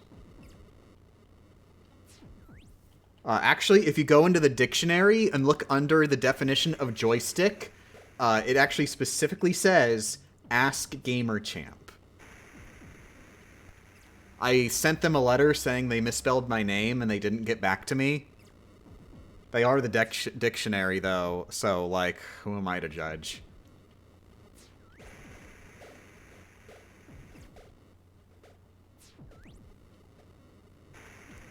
So a Joy-Con has a control stick, but not joystick? Correct?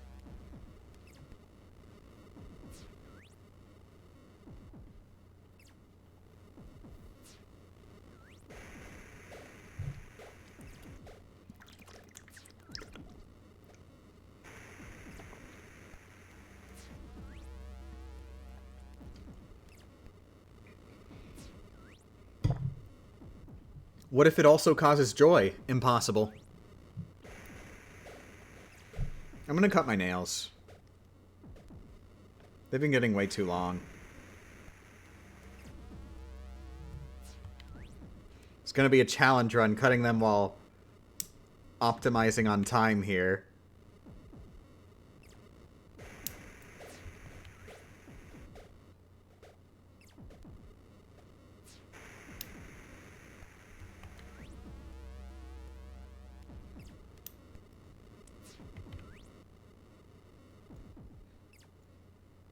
Meh.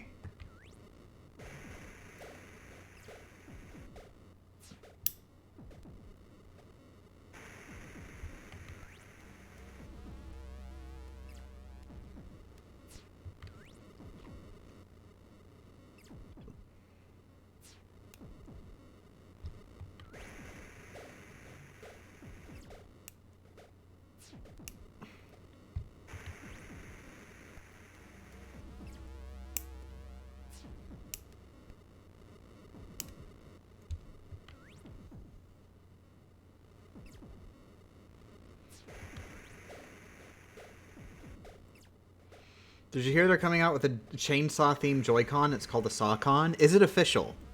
I only care if it's official.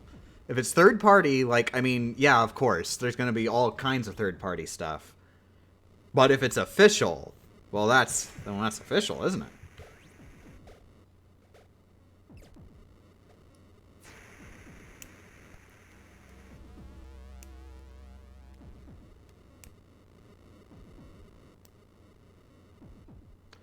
Oh, it's a vulgar gag.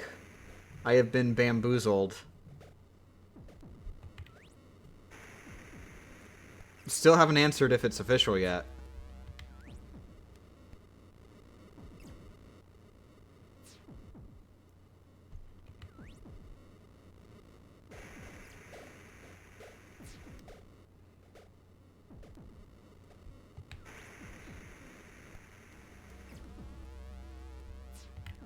Wow, I was kind of hoping that I'd make more progress clipping my nails during this, but we're getting close to full HP. And I have done 3 fingers.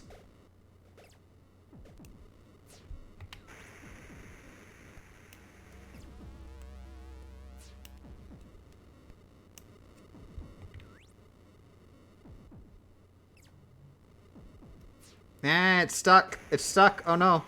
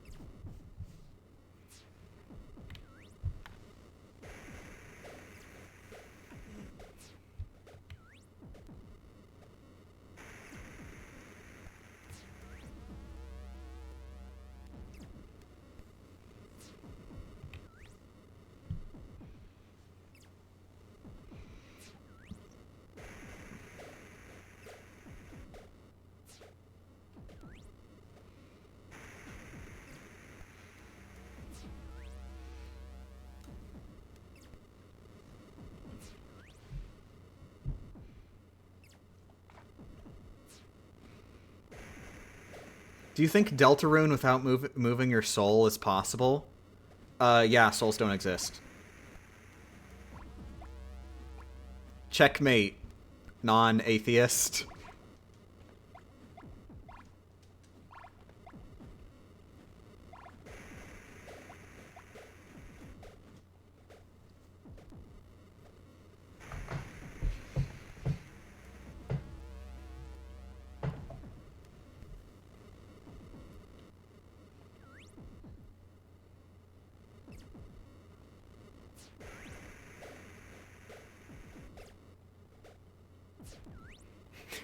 But doctor, I am atheist.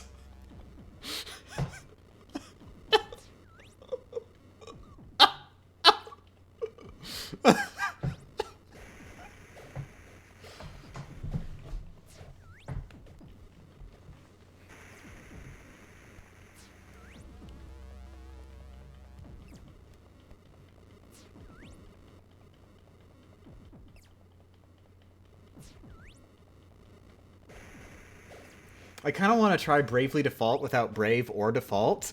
Gotta get around to playing Final Fantasy III Remake. Because then I'll be able to play Bravely Default. I did play Final Fantasy III Remake, but I never 100%ed it, I don't think. And it's got a set on Retro Achievements now, too, so...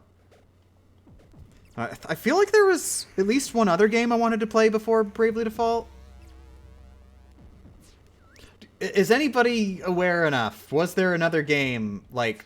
So there was, like, a thing where, like, Bravely Default was, like, a spiritual sequel to Final Fantasy III Remake, I think.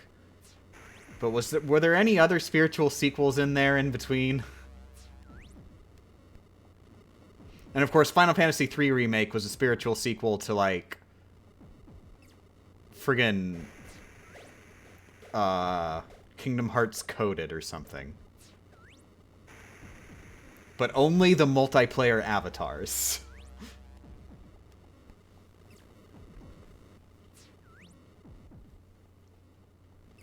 Not multiplayer, Street Pass avatars.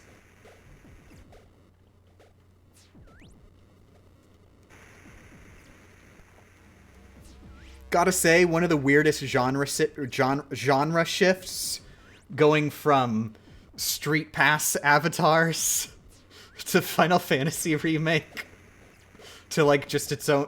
to Final Fantasy IV Heroes of Light? What even is 4 Heroes of Light? I don't even know. Kind of a genre shift going from Final Fantasy III Remake to Super Zard 815, a Twitch viewer.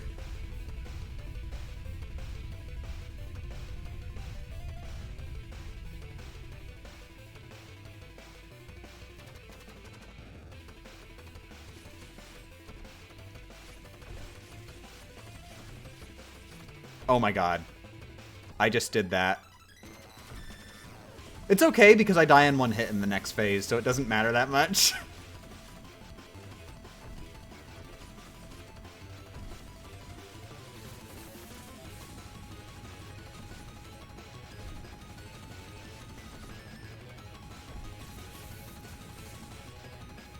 Final Fantasy V is the best game in the series. Discuss your disagreements now. If it was the best game in the series, then why is my opinion of it that I haven't played it? Why is my opinion just null?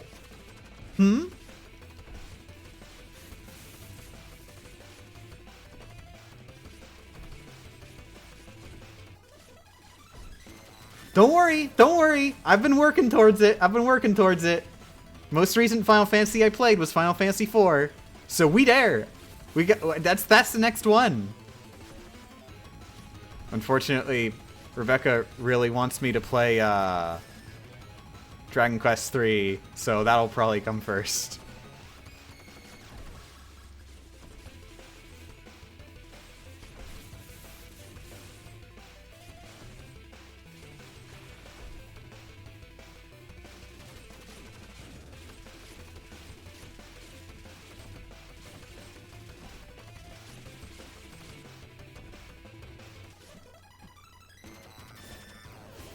Okay.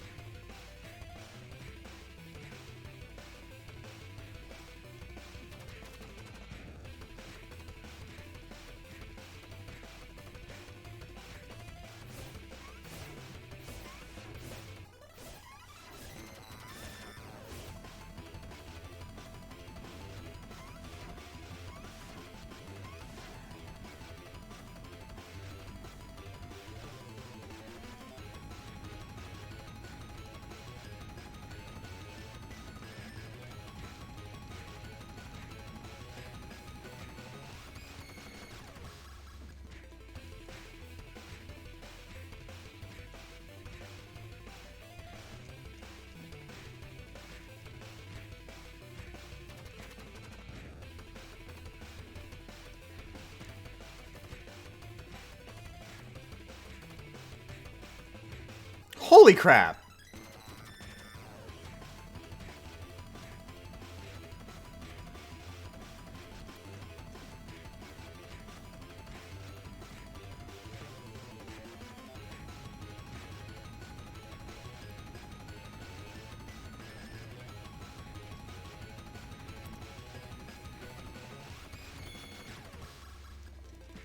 Yeah, this fight is usually really short because you go in with the Sword of Love, and as long as you don't drop it, then like you'll usually kill him in one phase, or two, or not phase, 2 cycles, 2 cycles.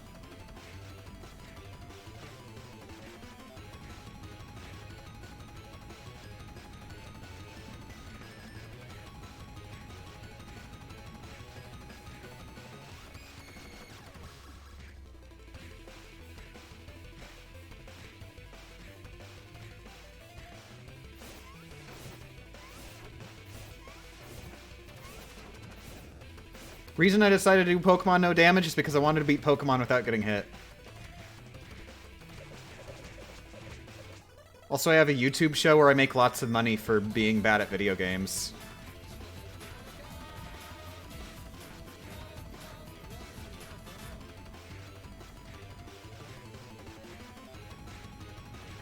Thank you, Talking Man.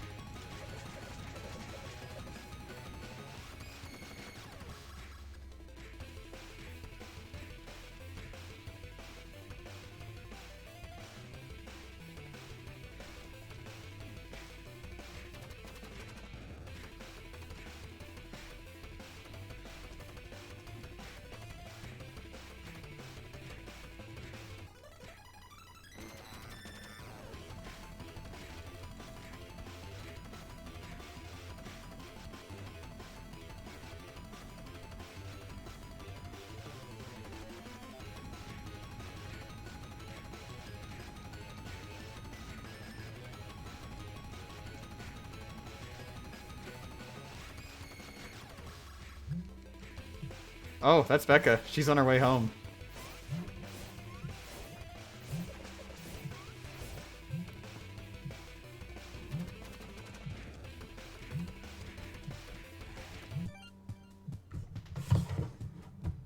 Actually, it says suspected spam?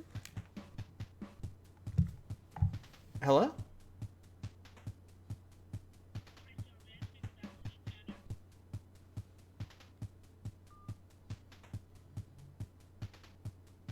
Yeah, that was definitely spam.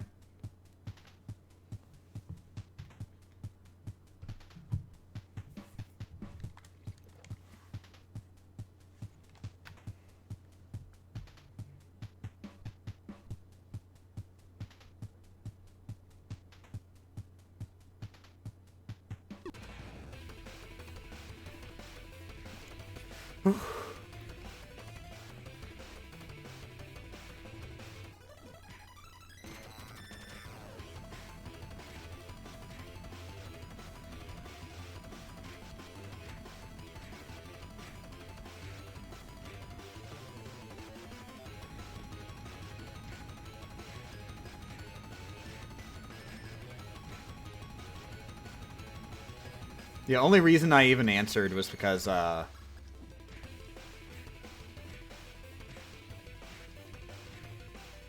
was thinking it could possibly be Becca. Like if she called from a different phone. But nope.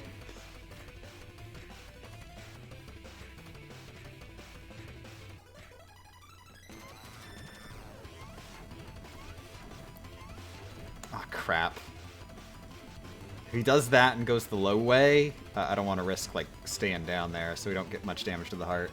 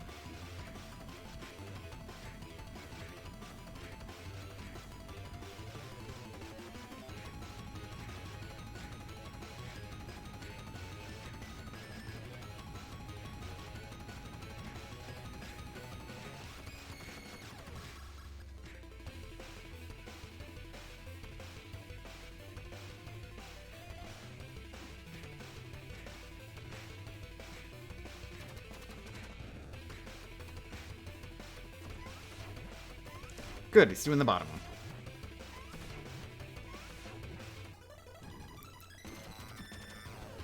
Technab it.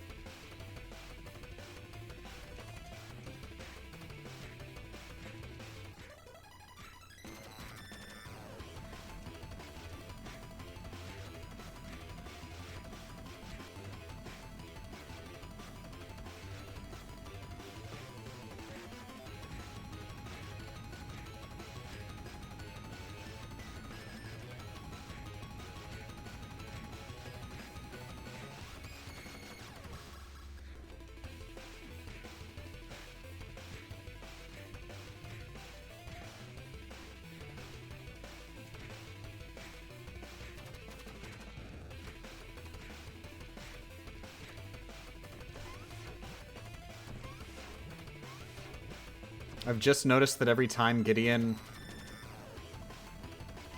grits his teeth, he's got like this really big black hole to the right of his teeth.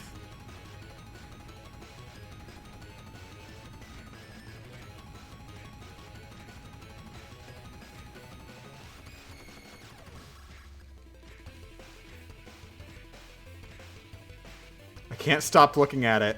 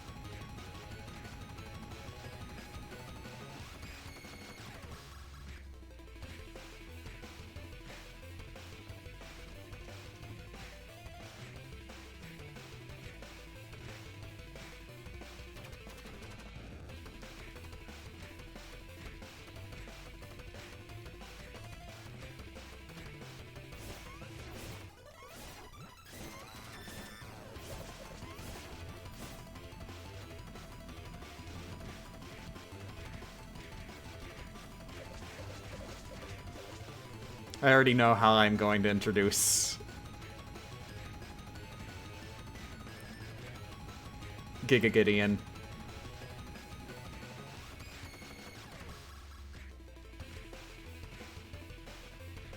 He's the easiest boss in the game. But also the most time-consuming.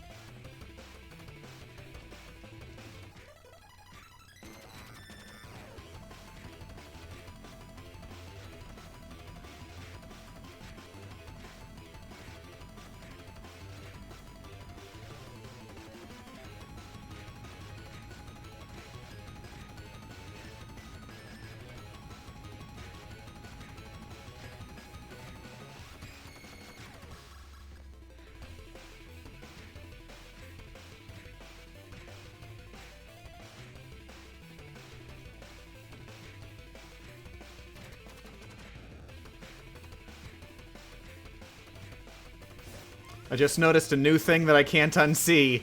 Every time you hit him, his veins reset. They go back to the same part in the animation cycle every time.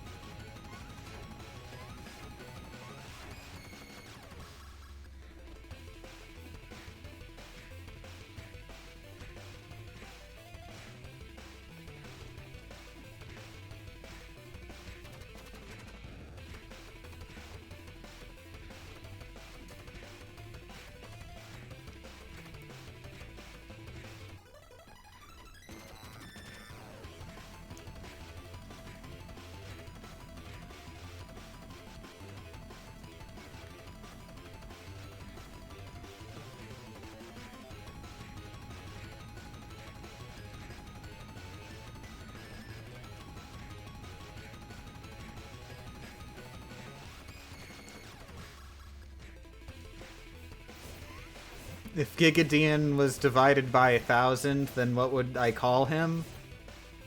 The joke is that he's made of rocks.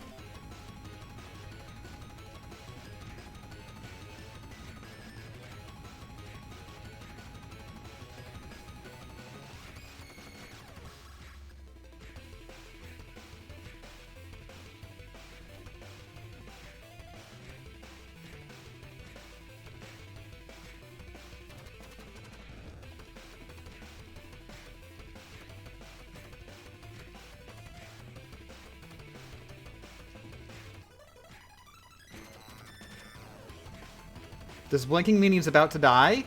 No, no. Blinking means that he's halfway to being about to die.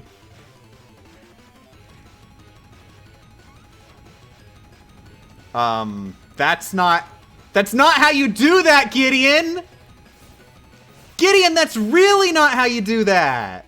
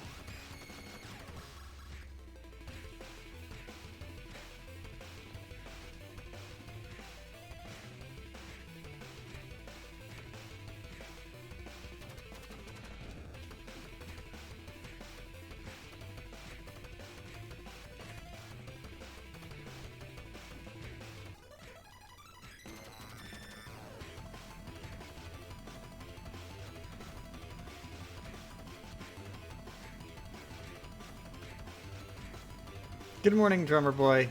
Welcome to hell.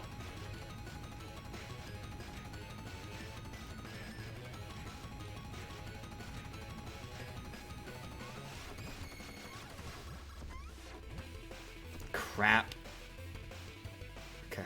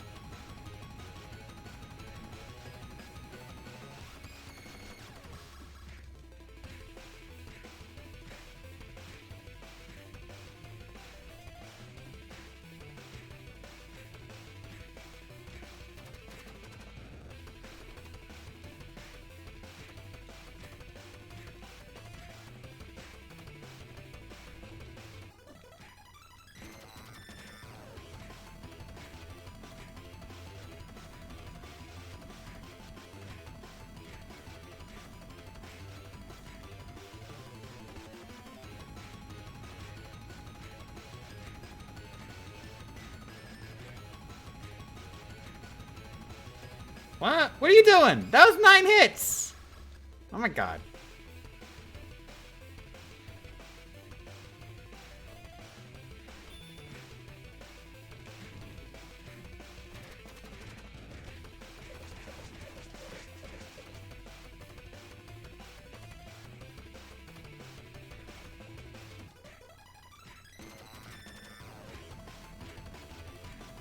Why he got such wide hips? Because his hips are literally made of 6 other people.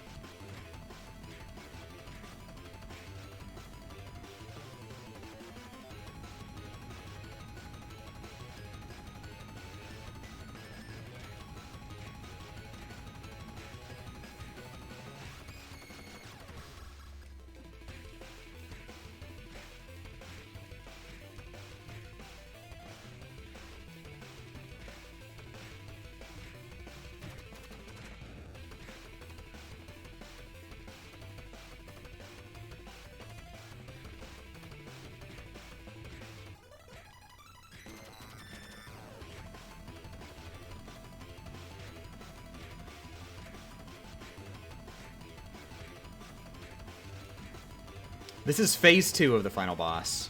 Phase 2 of phase 2 of the final boss.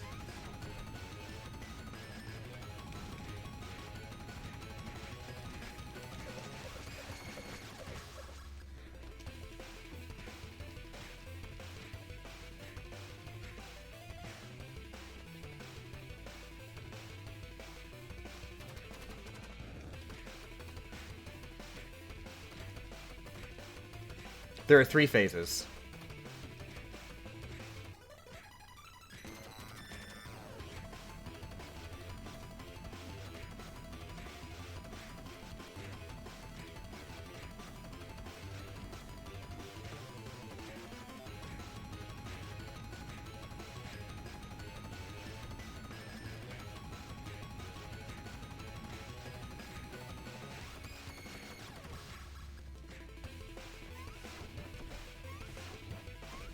Dang it!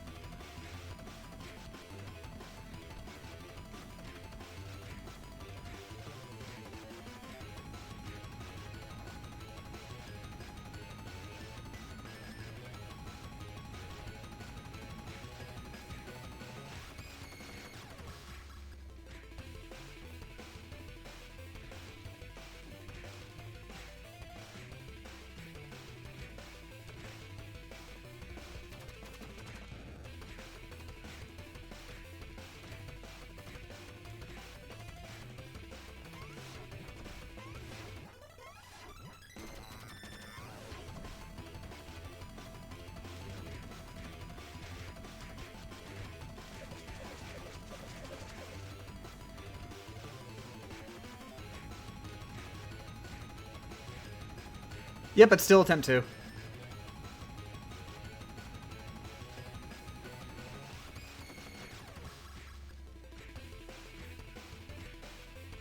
Unless you count the time where I just, like, left the level in the elevator.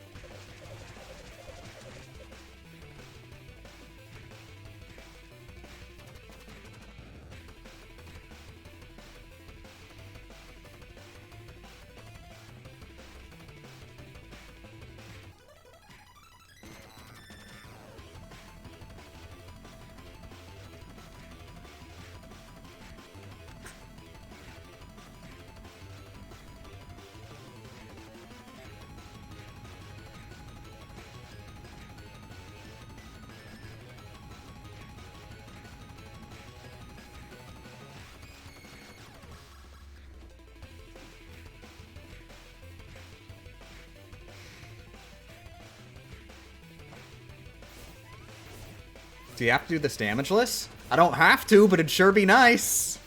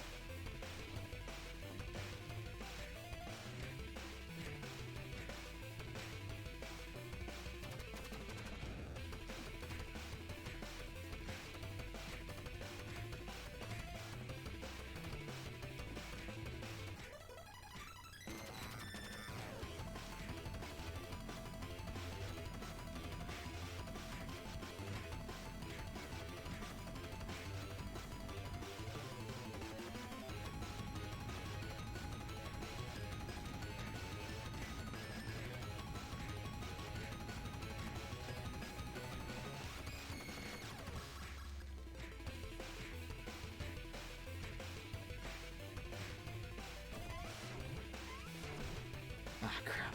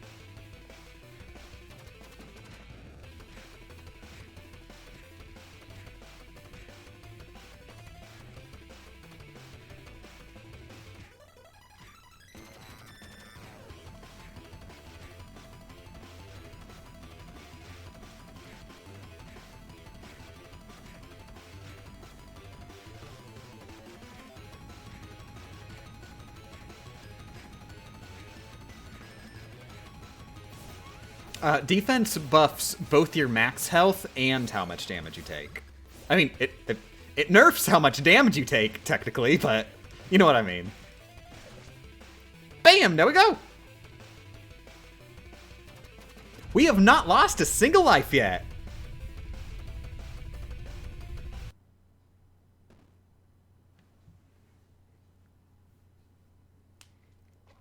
Also, I'm actually going to be right back since Becca's probably going to be home soon, and I just realized it hasn't been snowing anymore today, but they might have, like, plowed snow off of the center of the road, like, in front of our driveway. So I'm going to go double check if I need to shovel any snow. So I might be back in, like, 15 minutes, depending on if I need to shovel it. Oh my god, Technabbit. My headphones got caught. Ah!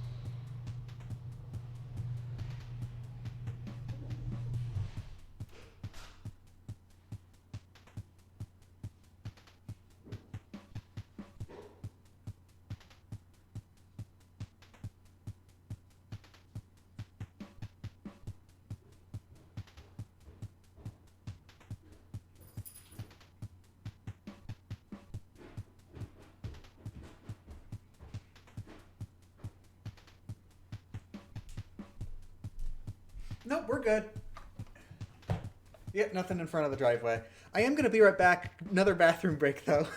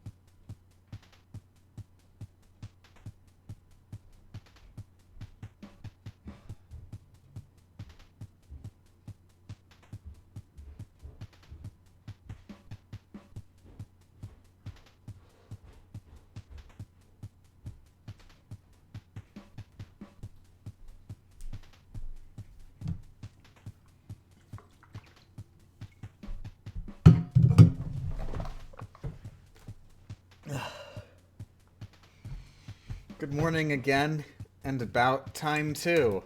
And this time, it's 6:50 p.m.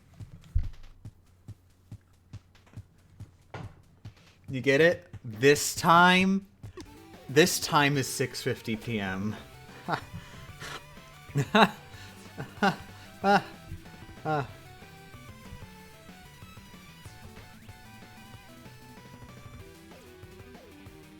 I'm gonna try cutting the rest of my nails.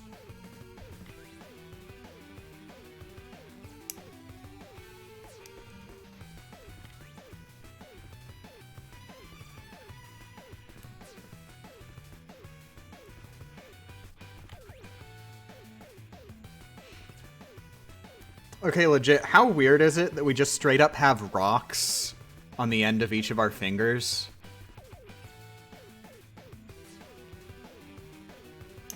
Like, just think about that for a second. You have rocks at the edge of each of your fingers. Champ, you in VA? I'm not doxing myself.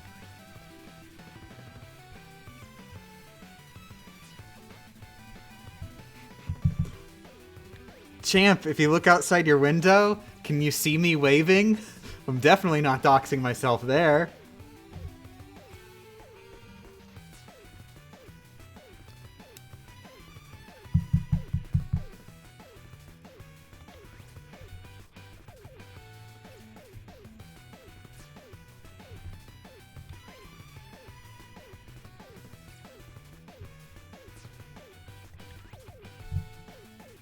We don't have Megas XLR at the end of out fingers either. Don't speak for everyone.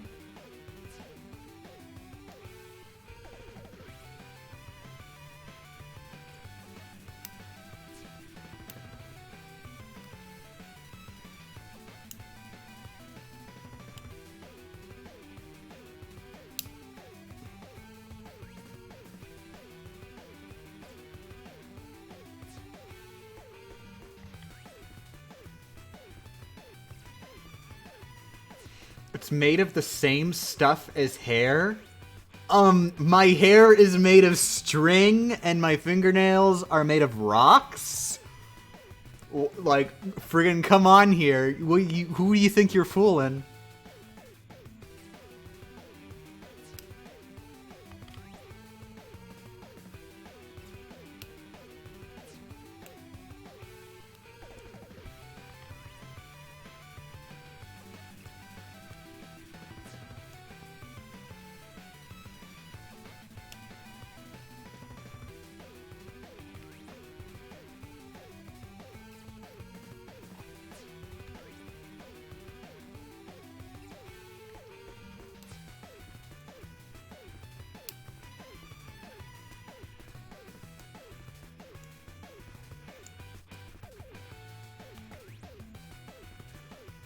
Strictly speaking, none of our anatomy is weird. It makes perfect sense when our evolutionary history is taken into account. Oh yeah? Evolutionary history is weird. Bam! Checkmate, atheist.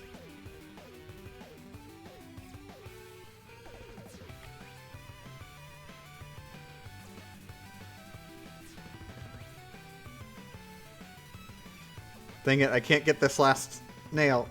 There we go. It's not the last nail, the last piece of the one nail.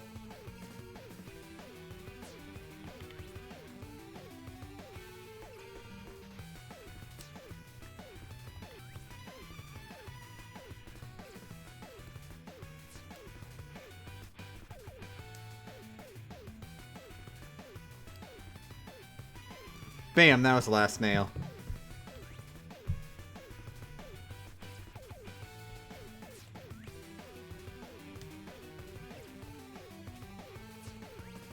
Why hasn't someone made a controller that uses more than 2 fingers on each hand? To be fair, I feel like a lot of games, in order to play them optimally, you do have to use a decent number of fingers in some really weird ways.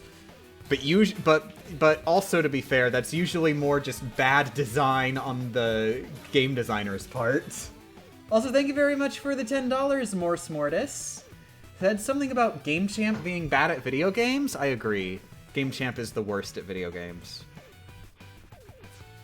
Also, apparently I need to resize the notification there.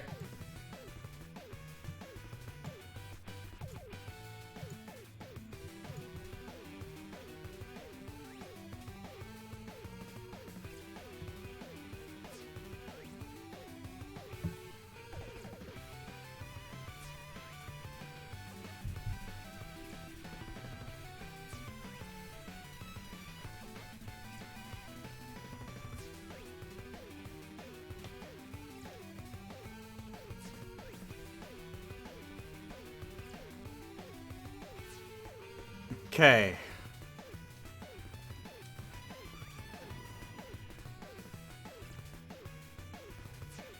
Cotton pattern.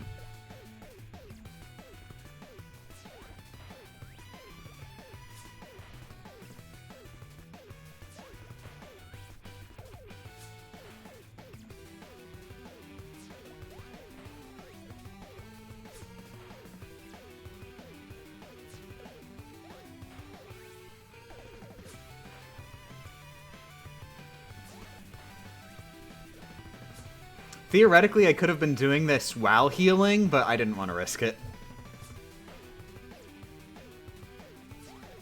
Because, like, if they got a lucky shot in like, right at the start of the match...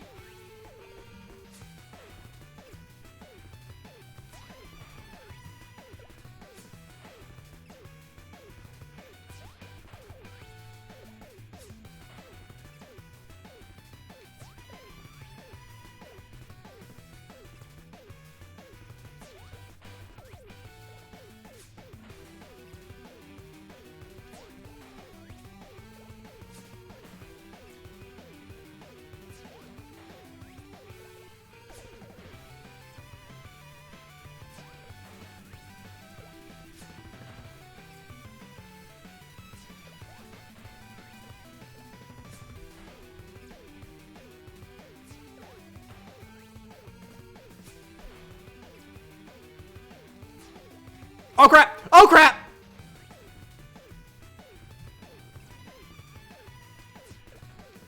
I was trying to speed things up.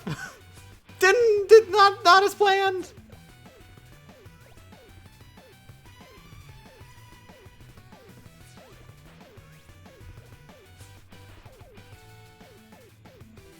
I wanted to get the robots together so I could hurt both of them at the same time.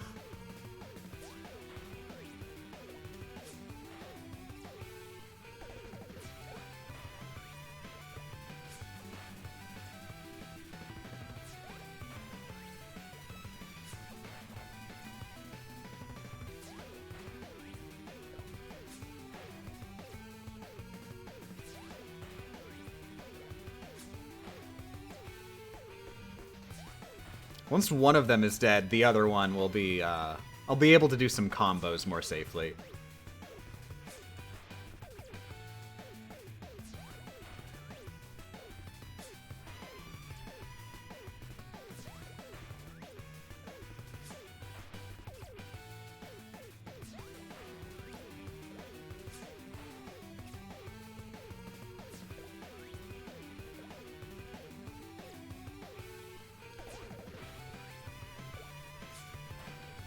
Anyone drinking hot cocoa right now, or just me? You're actually the only person in the entire world who is drinking hot cocoa right now. I just checked. Savor it while it lasts.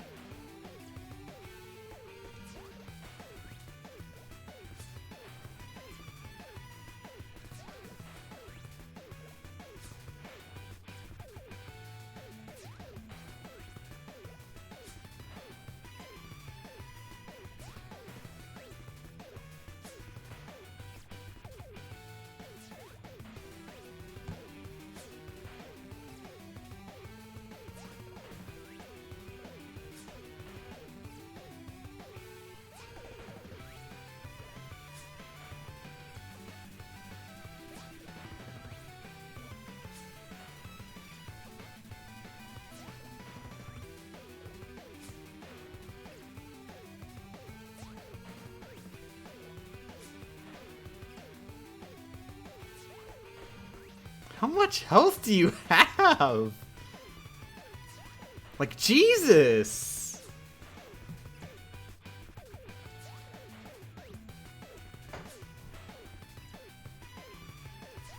I have done some severe underestimating.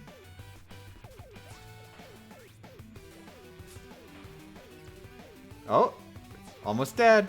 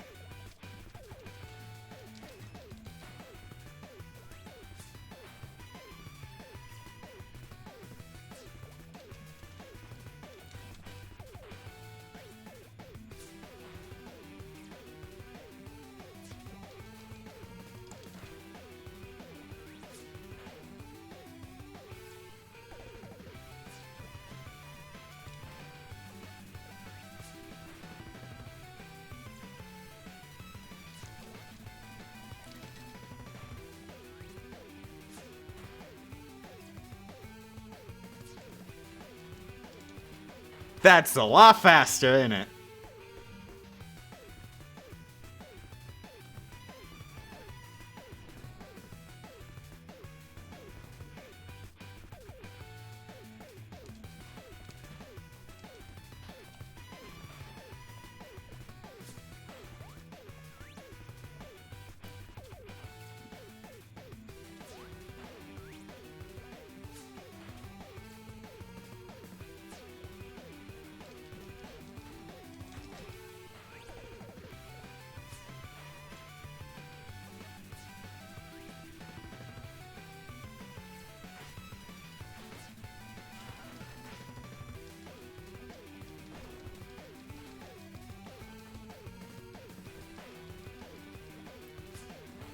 Whew. That was a little bit riskier than I could have been, but paid off.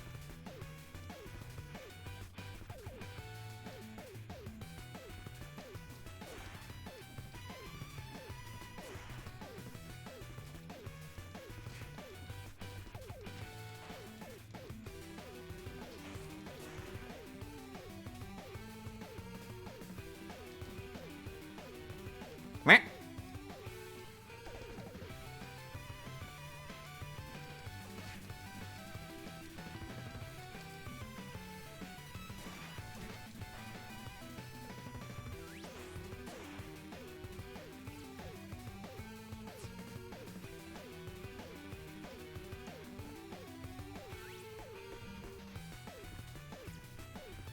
Did a cartwheel today for the first time in 10 years. Arcadian Wind is saying y'all should try it. I will counter with, please don't do a cartwheel because it's very dangerous, and also I don't want to be legally liable for anybody getting hurt doing a cartwheel. So watch out. If you do a cartwheel, you could just like collide with like a semi truck. A semi truck could go directly into your living room. It would be a very unpleasant experience. So don't do the cartwheels.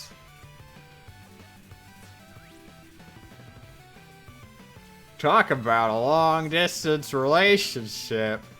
Were you here earlier, or did you just come up with that joke? Because that was said earlier.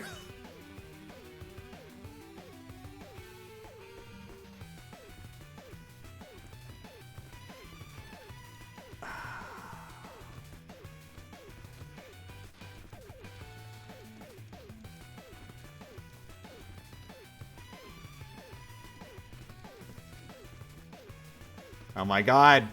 Just want them both on the same side.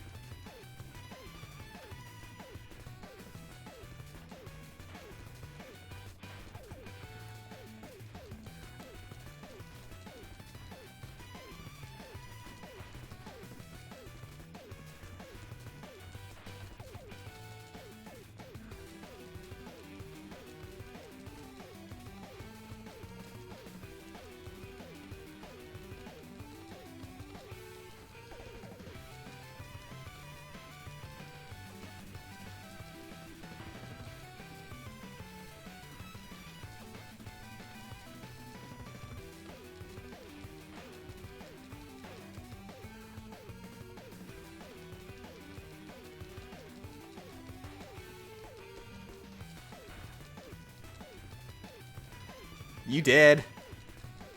Saw you take less than... Yeah! Yeah! Whoa! Damageless, baby!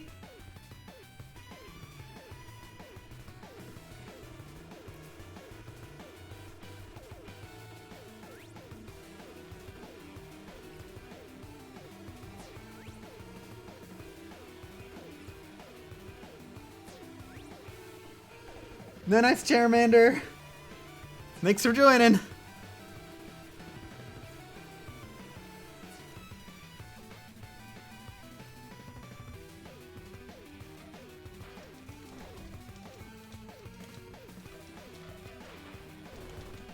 Nice! Holy crap!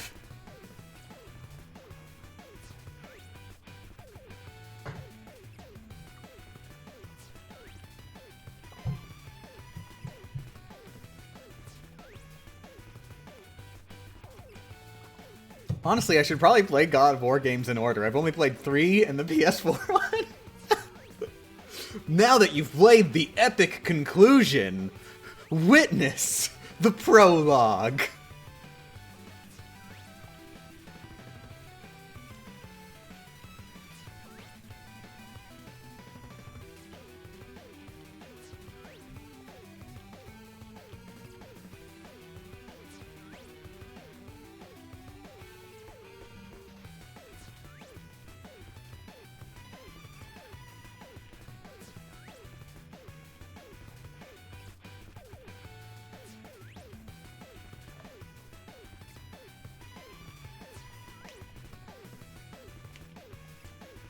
Well, anyways, don't worry. I can actually just explain the plot of God of War 1 and 2 to ya. So you don't even have to play God of War 1 and 2.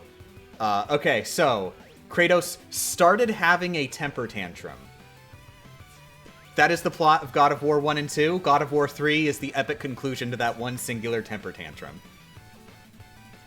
Nah, I'm being facetious. God of War 1 is a separate temper tantrum.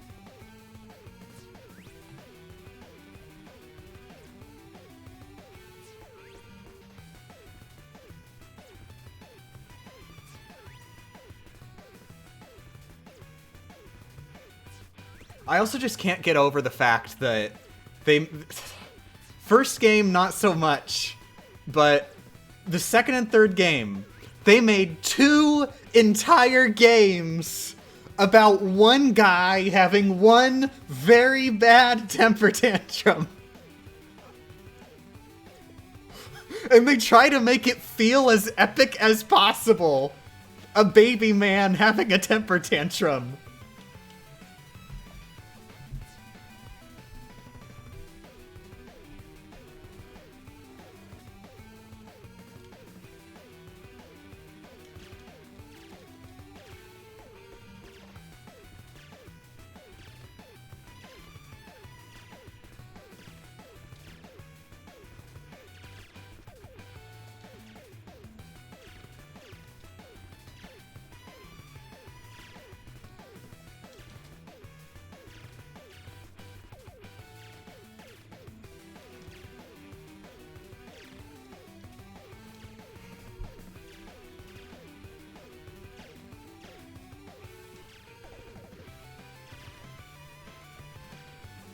Why did they remaster God of War 3 but not the other 2 on PS4?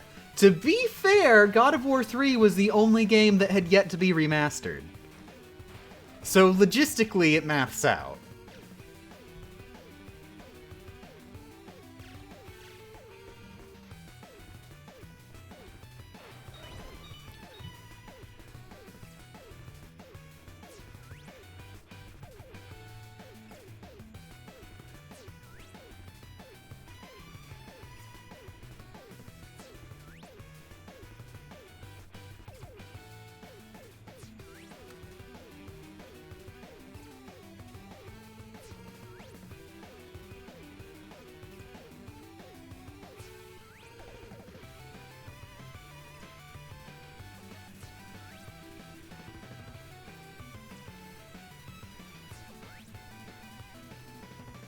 Okay, true, but imagine if you only ever had a PS4, not a PS3 or PS2. Oh yeah, no, of course! I want every game to be on every console. Like, absolutely. I think the bigger problem, the one problem that happened, was why is the PS4 not backwards compatible with PS3? Come on. If that was the case, then, like, we'd be good. We also wouldn't have to worry as much about preservation for PS3 games and all, because of course they'd just keep supporting the store because they'd still be selling those games on their newer hardware. Like we are seeing with PS4 games. There's a lot of games that, like, they're just selling PS4 games as PS5 games.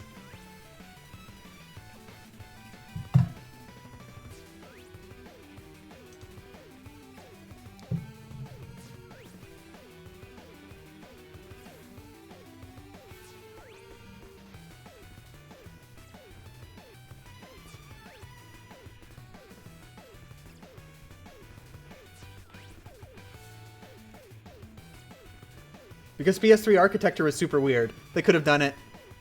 They could have done it. Okay, you know what? Alright, I'll give it to you. PS3 architecture was super weird. That's a pretty big problem for the backwards compatibility. Hey, you know what would fix this problem? Don't intentionally make your console have terrible architecture.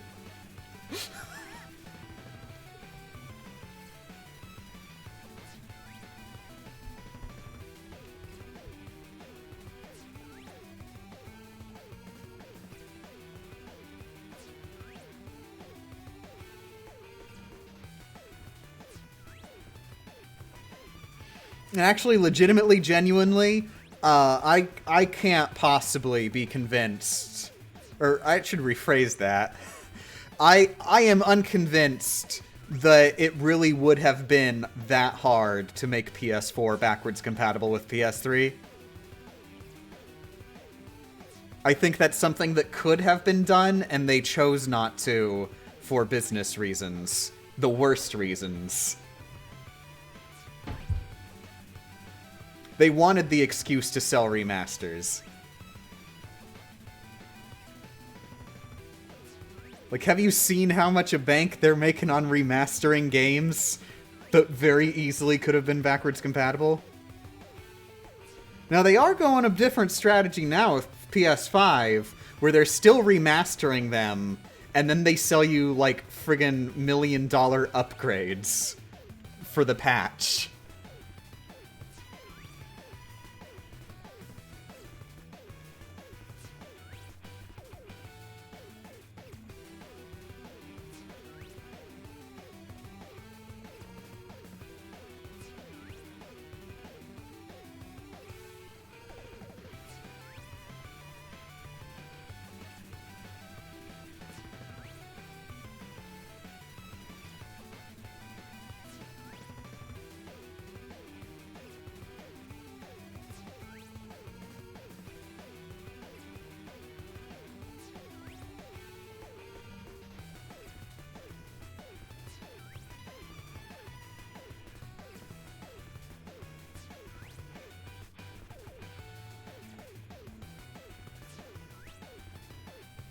It's entirely business. When the initial PS3 was released backwards compatible, people didn't buy PS3 games at first. They just played PS2 games. Oh no!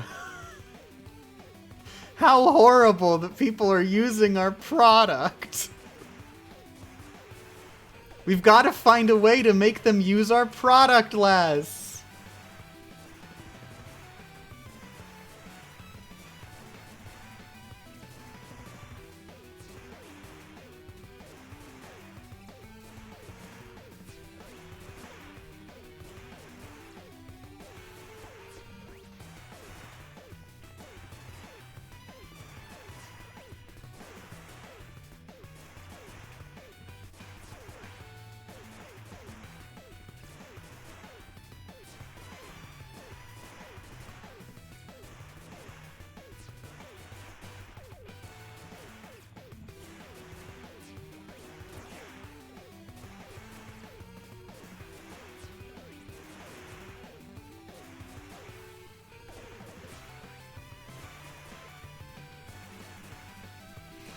God, I miss the days of the rumors where the PS5 would add on backwards compatibility with PS3, PS2, and PS1.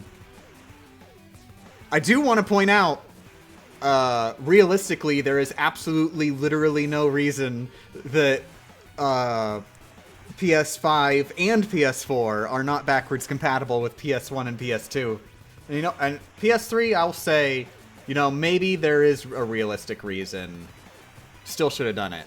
But PS1 and PS2, they're just blocking that off arbitrarily on purpose.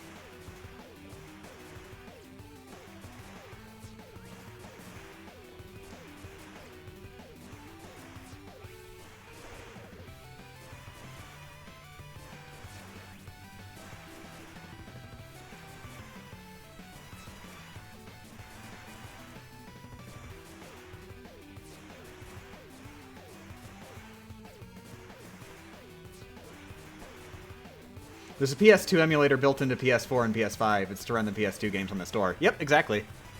It's already there. They just arbitrarily lock it off. Now, to be fair, it's an incredibly crappy emulator. The next question is, whose fault is that?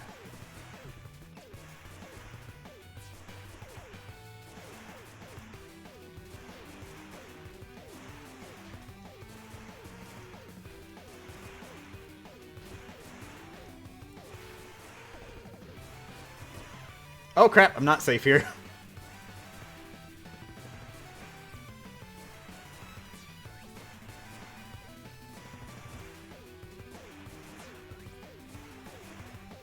Doesn't locking off an emulator even worse if the emulator sucks? Oh yes.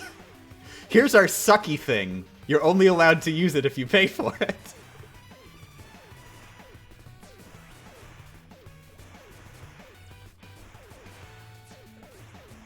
Not only are you only allowed to use it if you pay for it, you must pay separately for everything you want to use it for.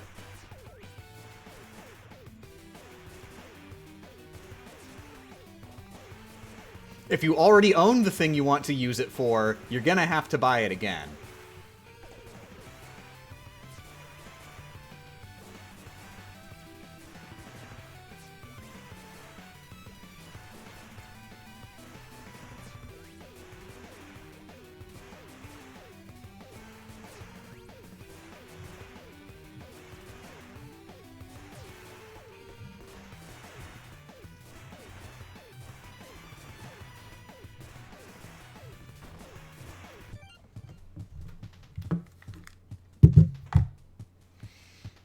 Hello?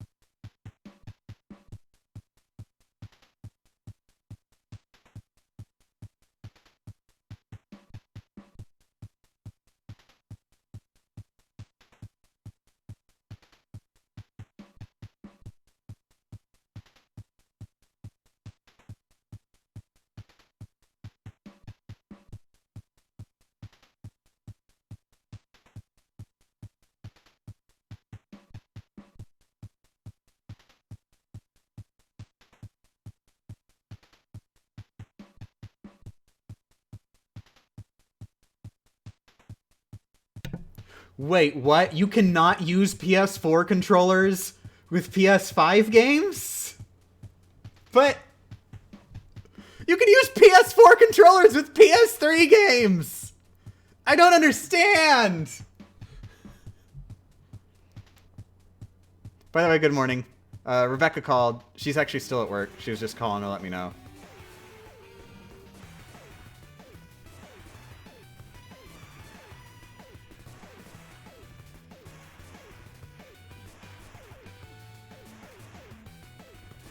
Okay.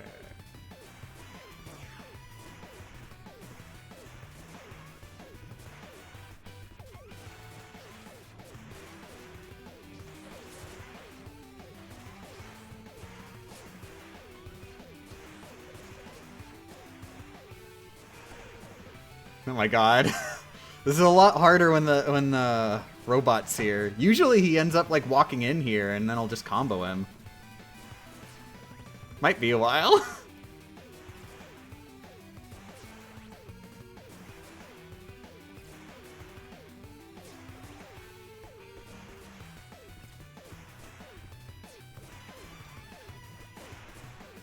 Ah, crap, I shouldn't have done that. I'll heal to full.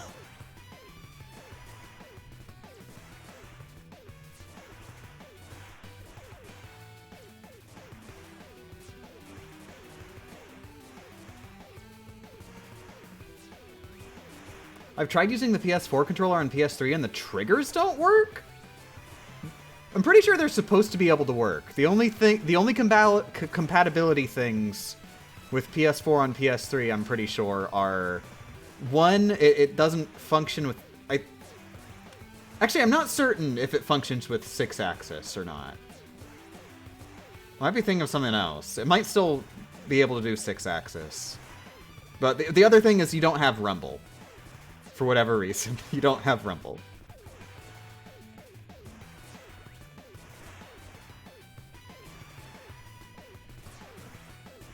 I do wonder if not having rumble is some weird, like, casualty of how 6-axis didn't have rumble originally. Like, there's some really obscure programming reason.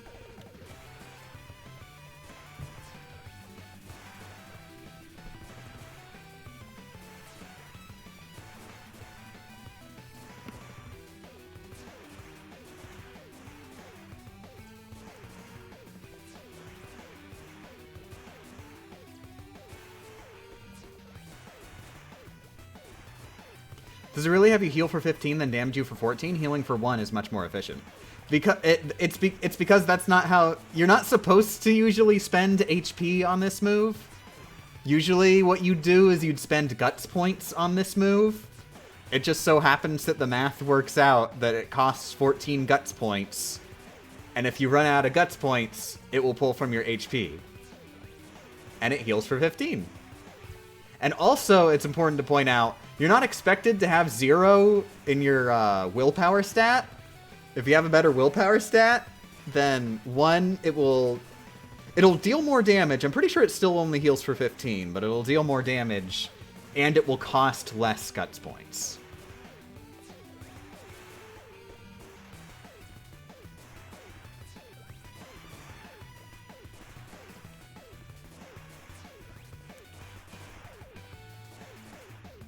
Rumble is last gen, Sony 2006. Wait, but it was 2 gens ago. Heck, it was earlier than 2 gens ago, I'm pretty sure. It just wasn't popular yet.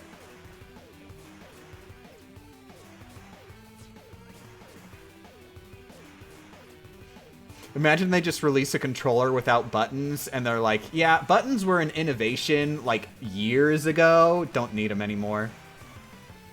Oh, wait, we could have gotten that.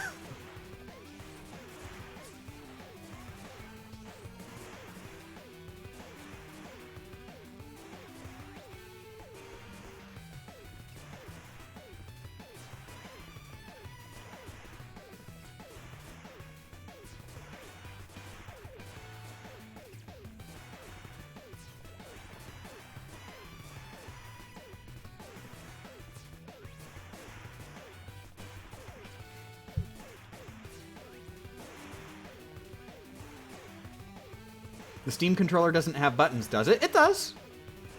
What it got rid of was the control sticks. It replaced the control sticks with touchpads.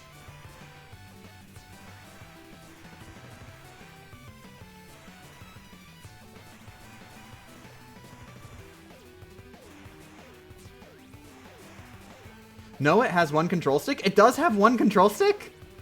That's even more confusing! It replaced the right stick with a touchpad? I swear I remember it having two touchpads.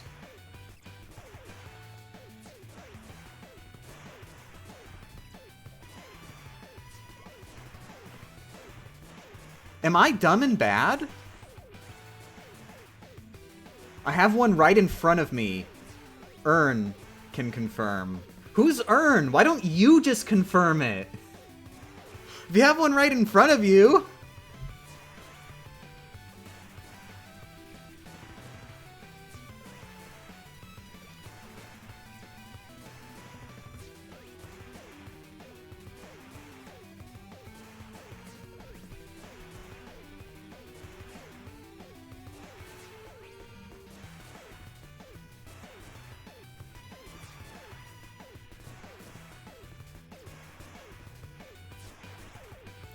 Alright, this has got to be a Mandela effect thing.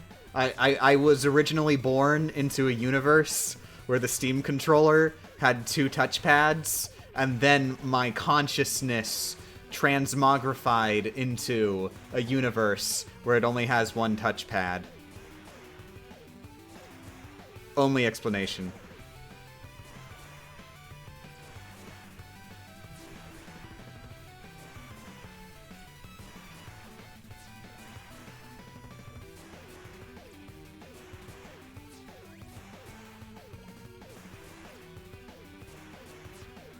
Huh, okay, I guess confirmed. You cannot deal the killing blow by making out.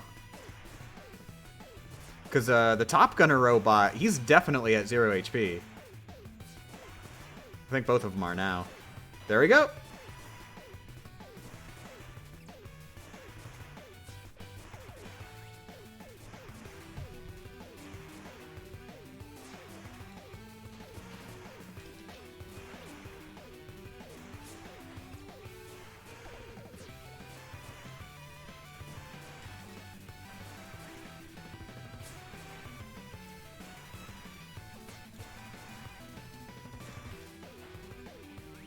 Isn't the rule in the game that you're not legally dead at 0 until you get knocked down? Yes, and like the question more is that like it doesn't knock them down, basically. Is what I'm getting at.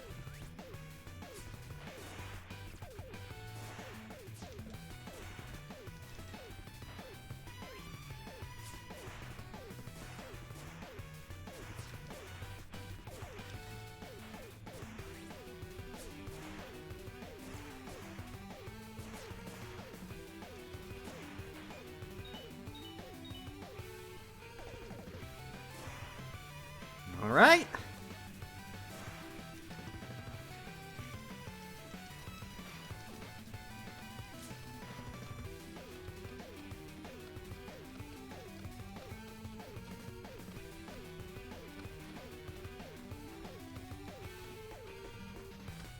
What?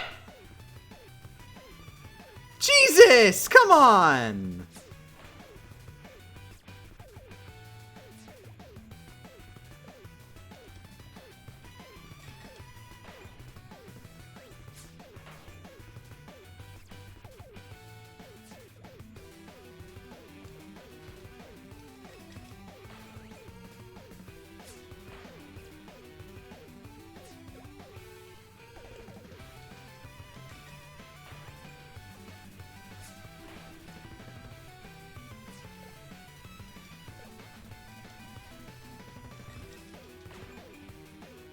I don't want to waste those guts points just in case. I'm gonna keep going like this.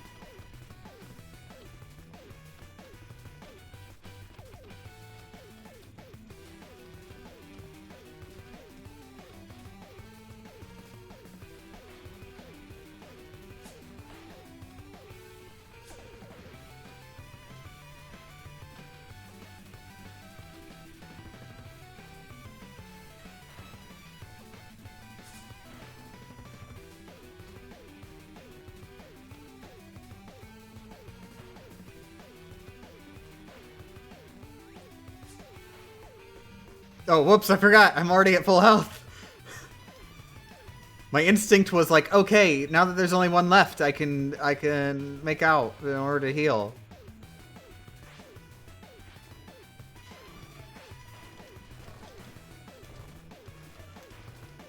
Nice!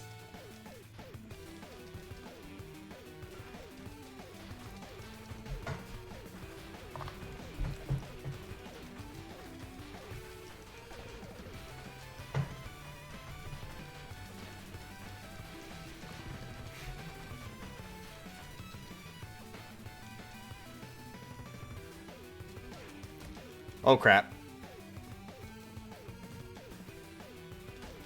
Oh, crap! Jesus! And we dead! We can't knives.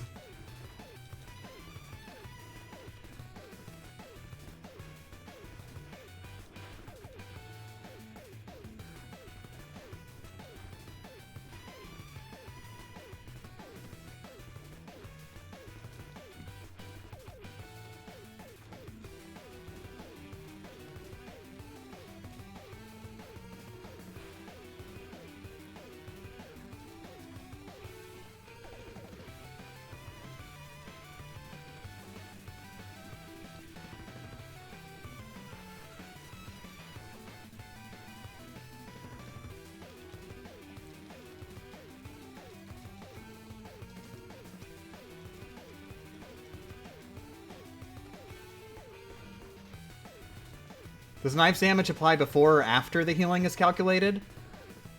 After, however, the game checks for the cost before you're even allowed to do the move.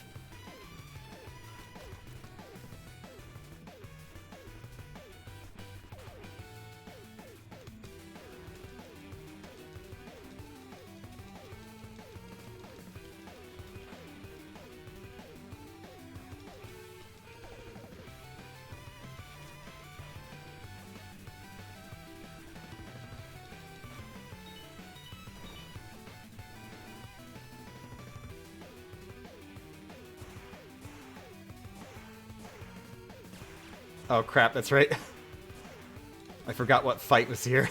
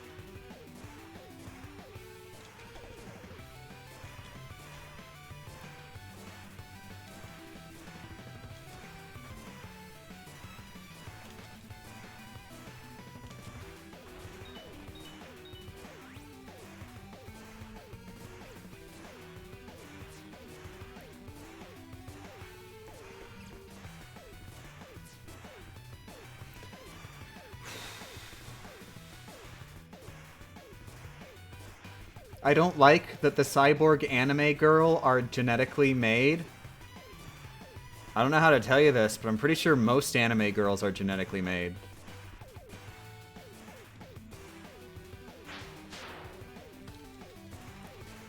Oh my god. That's... oh my god. If I can knives... I can't knives! Oh my god.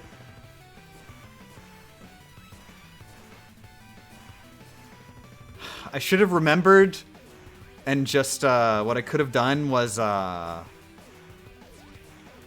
ready to use knives when they were coming out of the chambers. If I'd done that, I would have been good. That cost me a life.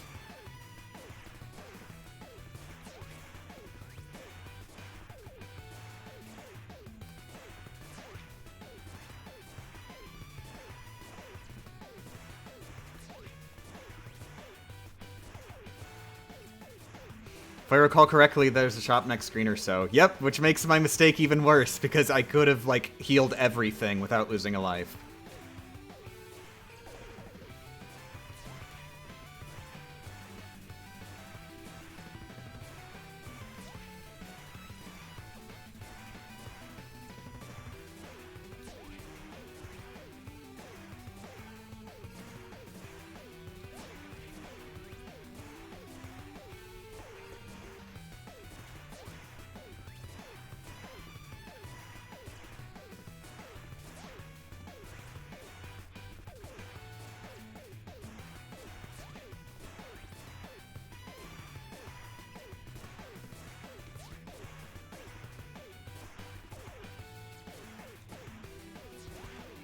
Honestly, this run seems less challenging and more incredibly tedious.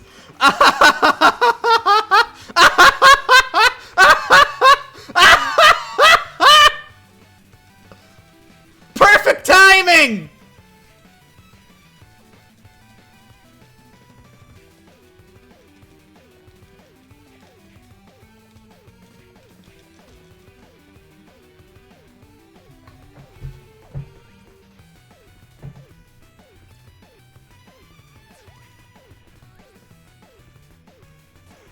No, it's both. It's definitely both.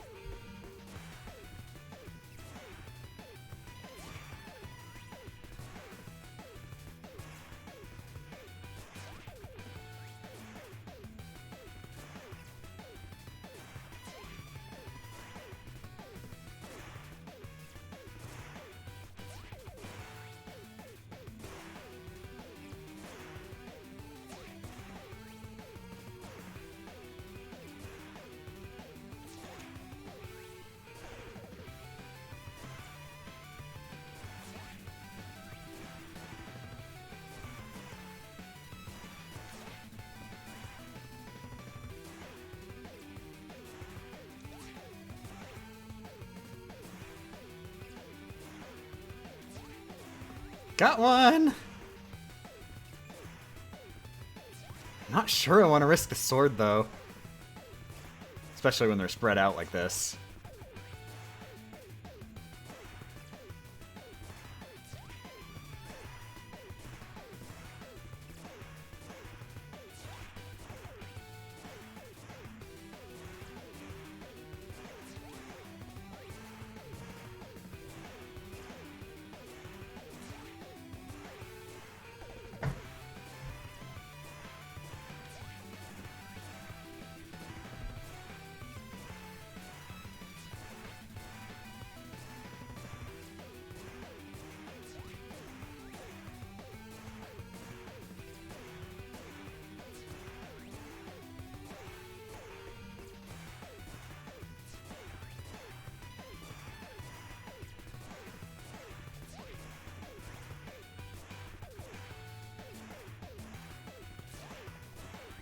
Oh, got one. Huh.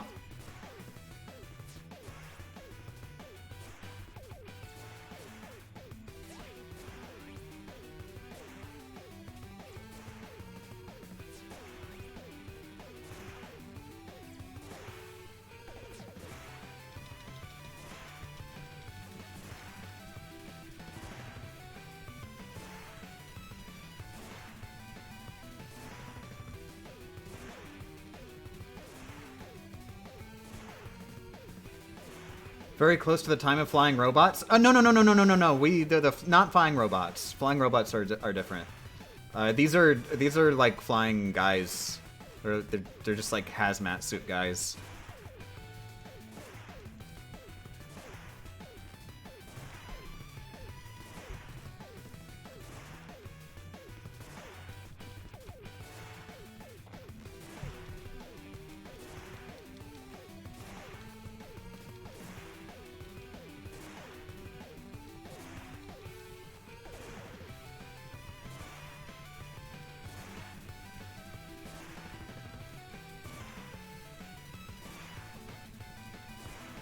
Holy crap, they come out fast!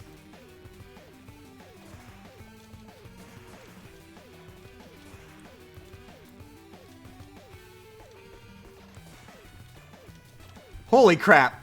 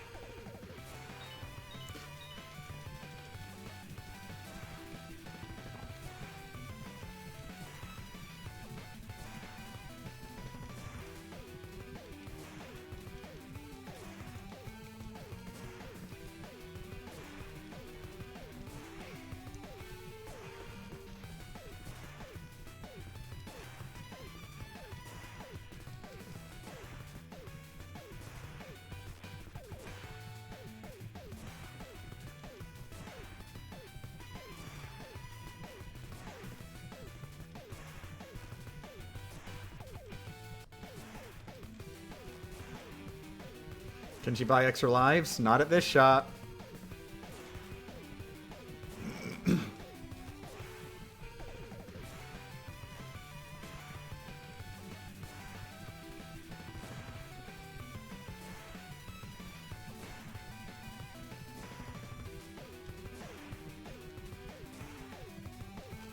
There are 2 shops that sell 1-ups, and both of them are in the first level.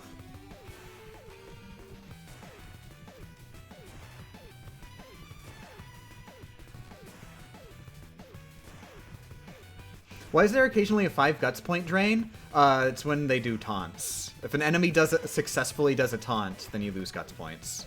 So whenever she does,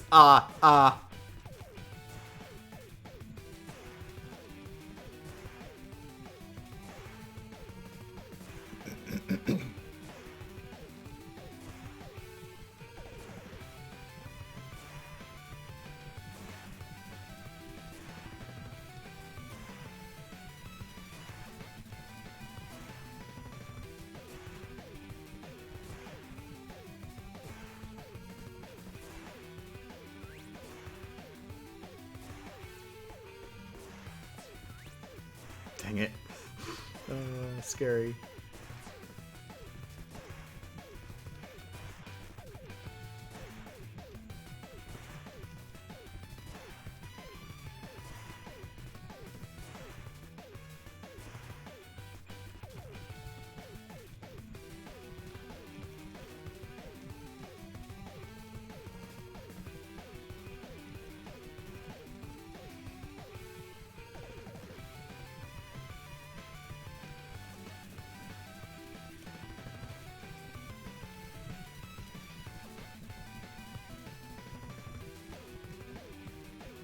Does the reverse also apply and you get guts points by successfully taunting enemies? Nope. You don't get them. Like, enemies don't get guts points. That's not a thing. They just make you lose guts points when they taunt. When I taunt, it will either stun an opponent, or if they don't have a stun animation, deal them 1 damage.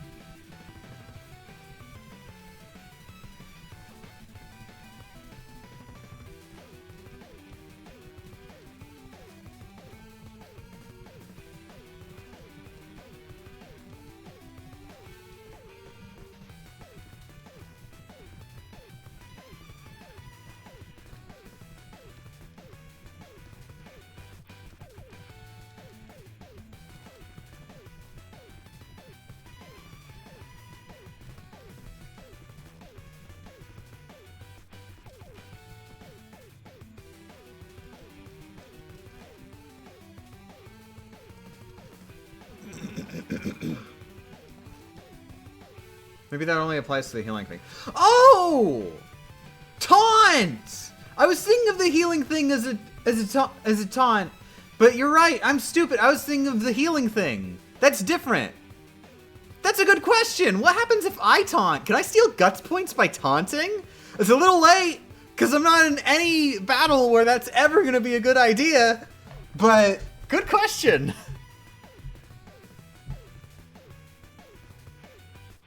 I wonder if that does anything.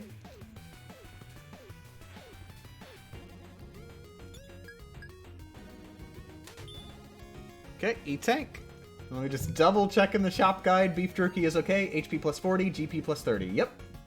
Beef jerky is A-okay.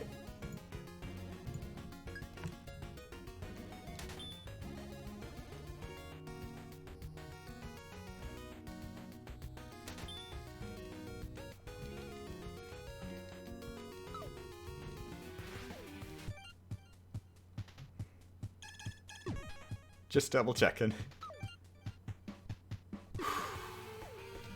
This is easily a PB. So strategy is hopefully get them locked in where I can hit them with the baton a lot until the baton breaks, and then I do jump strats. With priority on the jetpacks. Try and kill the jetpacks ASAP, because they are really problematic.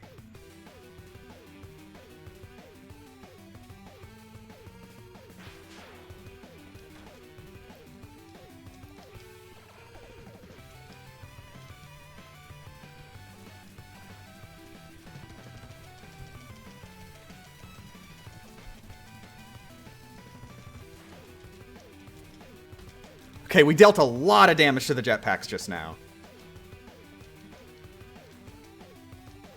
Because they were the ones who were mostly getting hit by that. Got one!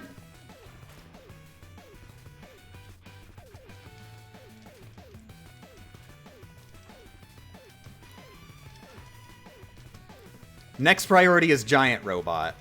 Because once Giant Robot's gone, we can do the makeout spam.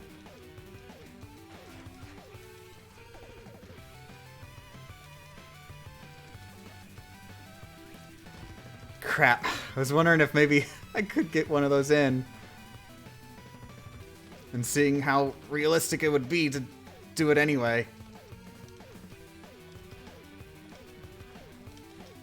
Okay, I think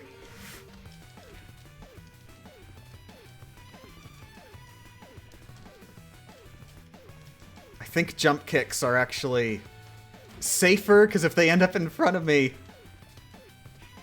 then they get hit by it.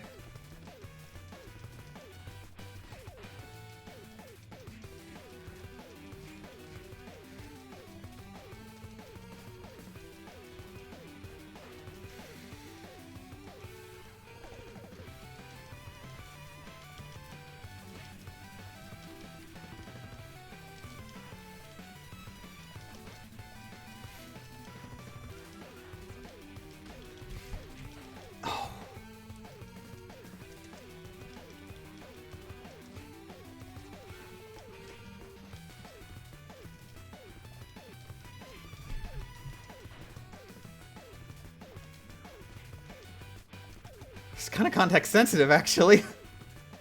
Because I'm more mobile when I do the jumps. And I think, like, you know, it keeps me as an entire hitbox on my own. But then also, kicks. If I do a kick, then I'll hit them if they're attacking.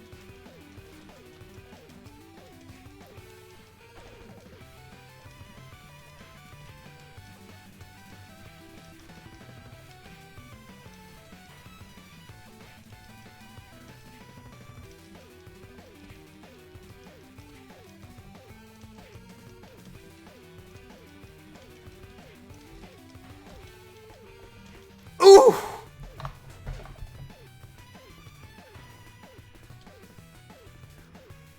We good!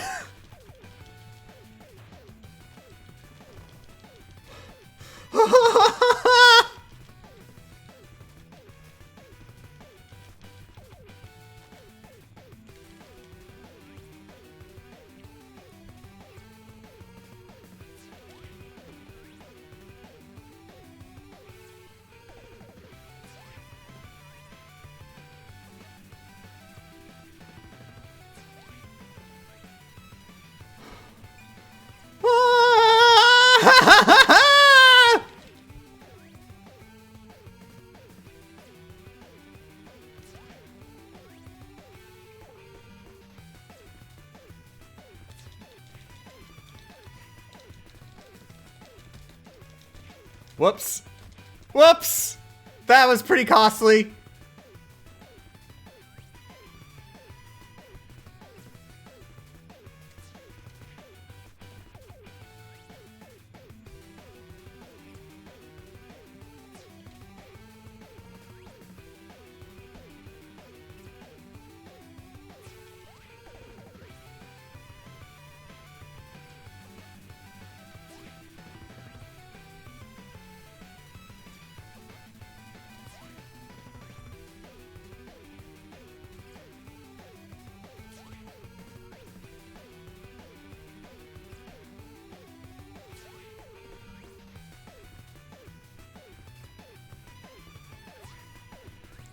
Okay. That's it!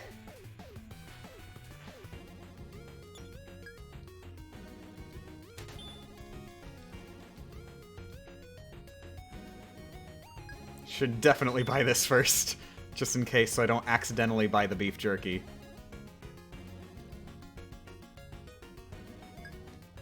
Like if I get the beef jerky to go, then I won't be able to get the E-tank to go.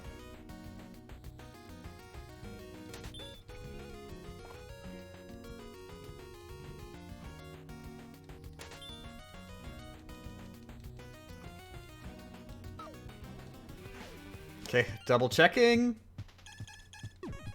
Still at 0! Okay, I'm not bringing a baton in. My strategy involves not baton.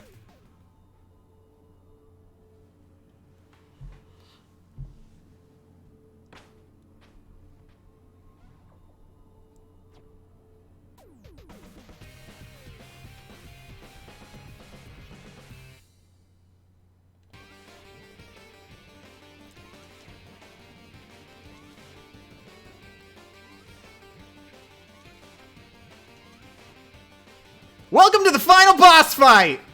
This is our strategy!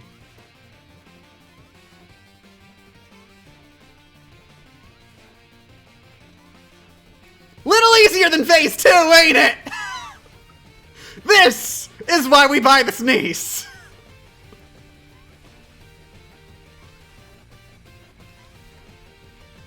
For whatever reason, he refuses to block the sneeze. He will never block the sneeze! Never mind. We're dead. As long as it's on him frame 1 of his get-up, then he can't block the sneeze.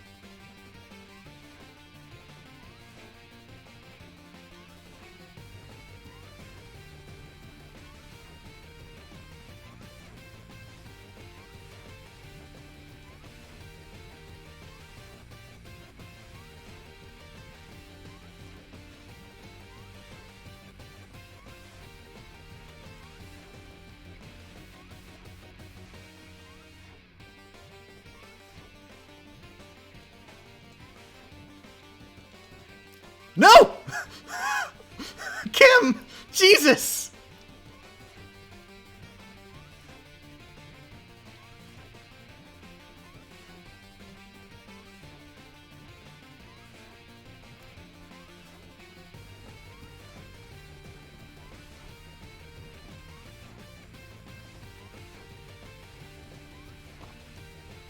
How much health does he have exactly? Well, when he reaches 50, he'll start blinking. 50%, I mean.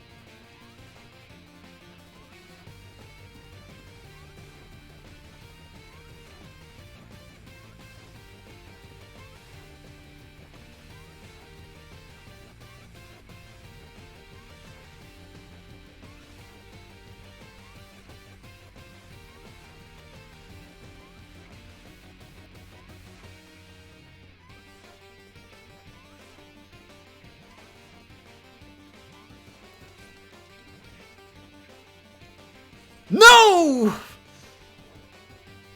Kim, what a stomp!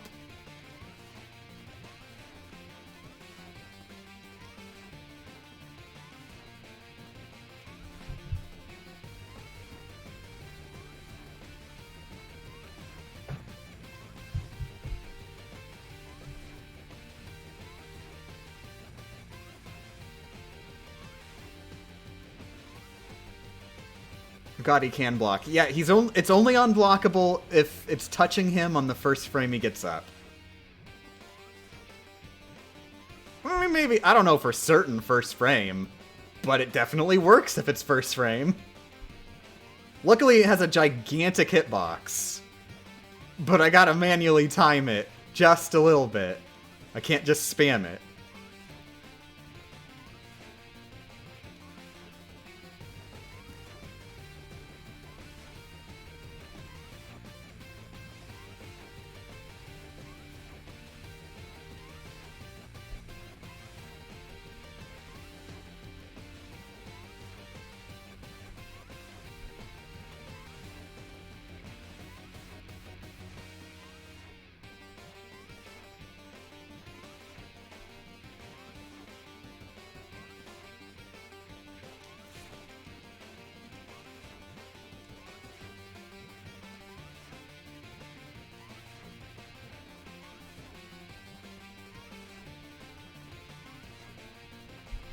Are there audio cues? I mean, yeah, sure, the sound of Kim sneezing and him falling down.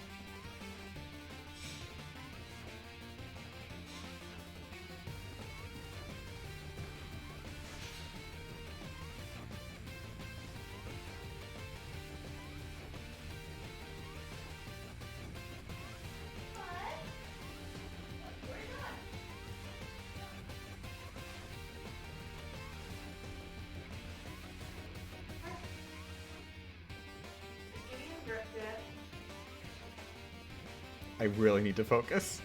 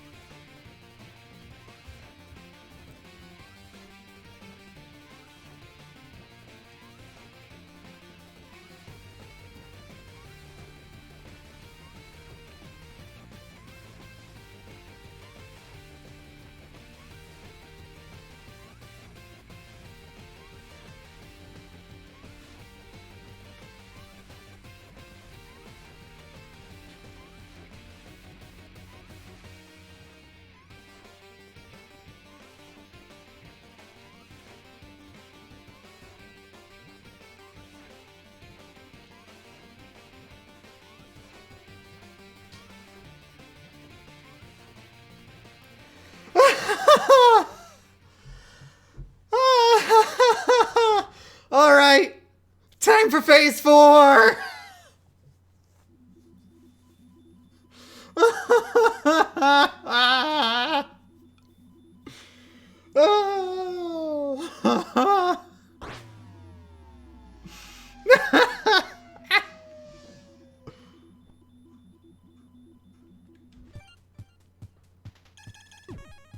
Yep, still 0.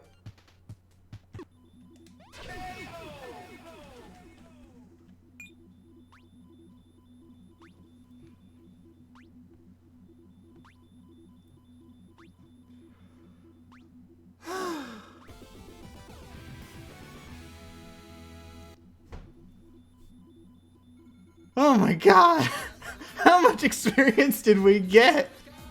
Oh my god! The XP rolled over!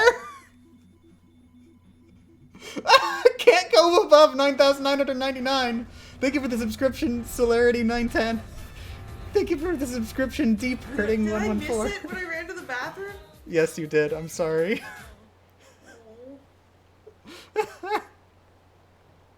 Oh my god. Mission complete? Mm-hmm. That is mission complete. I don't recall there ever being a point where somebody tied underwear to a flagpole in the comic. Super Mario World. That is a reference to Super Mario World. Okay then. I guess I should play Super Mario World.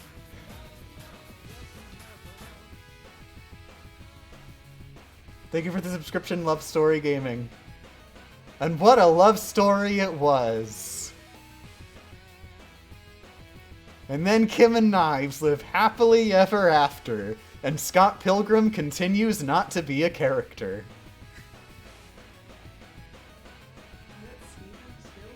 Yeah, that's Steven.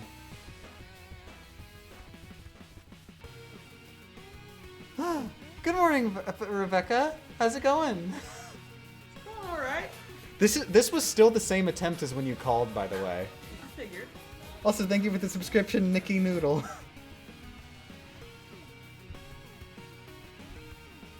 Say an outro? I don't do outros on the streams. I'm like a human being on the streams.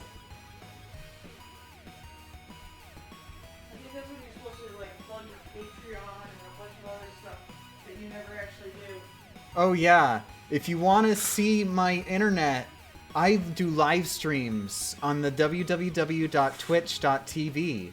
You can watch me live stream video games at twitch.tv/GameChamp3K. We're already watching it, so...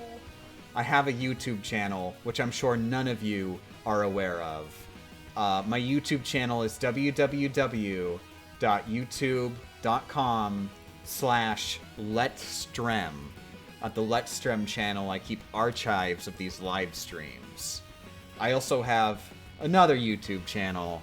It's a little bit of just a little hobby thing, where I post no commentary videos of like just random playthroughs of games and stuff when I do high scores and stuff. It's called Game Champ NC. I'm not sure if it actually has a URL for that one or not, if I ever bothered. And then also youtube.com/GameChamp3000. Don't go there. Do not go there. That's the worst channel ever. I started as a joke, and then it just got really out of hand. Anthony, I'm going to assume from what he's saying, he's not had his food yet. Neither Han nor Millie have gotten their dinner yet. They had a full-sized breakfast. Han, are you hungry? Are you hungry? Are you hungry? Very hungry kitty. Cat food for the cat.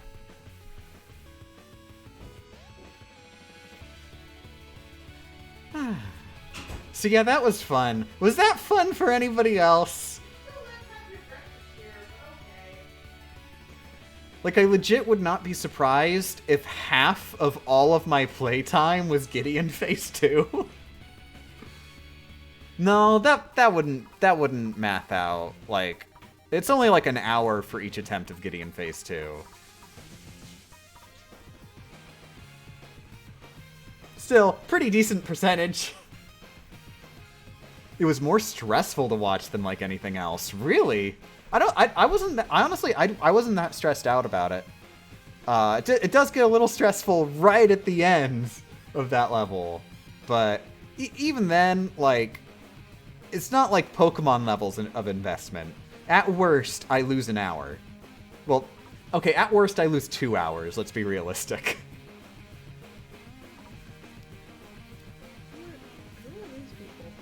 Just random enemies. They were not in the comics.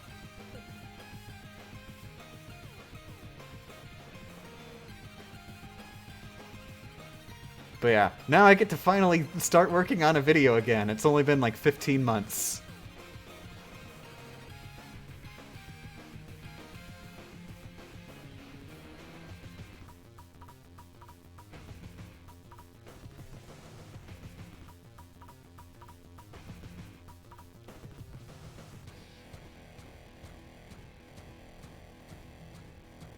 I wonder if famous comic creator Brian Lee O'Malley will watch the video. He'll probably think it sucks, too. I hope Brian Lee O'Malley thinks my video sucks. He's gonna leave an angry comment saying, like, did you know that you can actually buy upgrades in the shops? You really put way more effort into this than you needed to.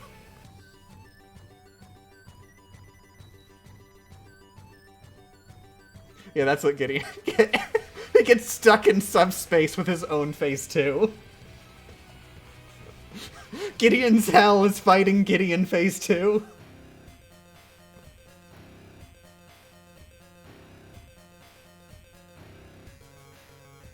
you ever finish that commentary one you did? Yep. Yeah, I did that before I started streaming.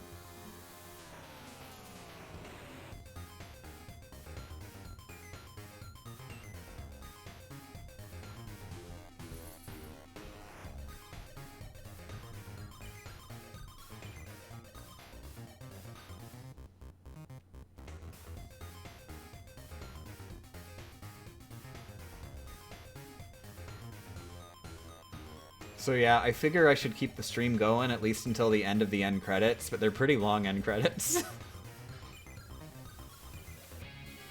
So, are we still doing the pasta for dinner? Well, I'm locked in my chair for a couple more years.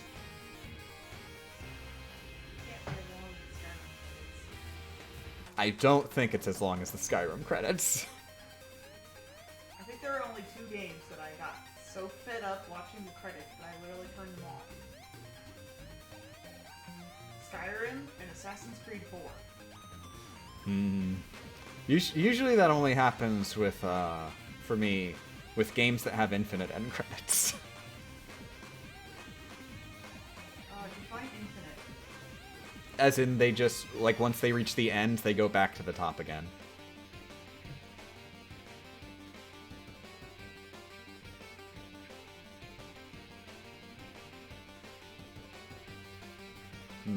So, next run, after this video gets done, I was thinking... Maybe not next run, I can't count on doing it, but I am thinking of doing Rockman 4 in the near future. I'd like to do Rockman 4 early in season 5? No way.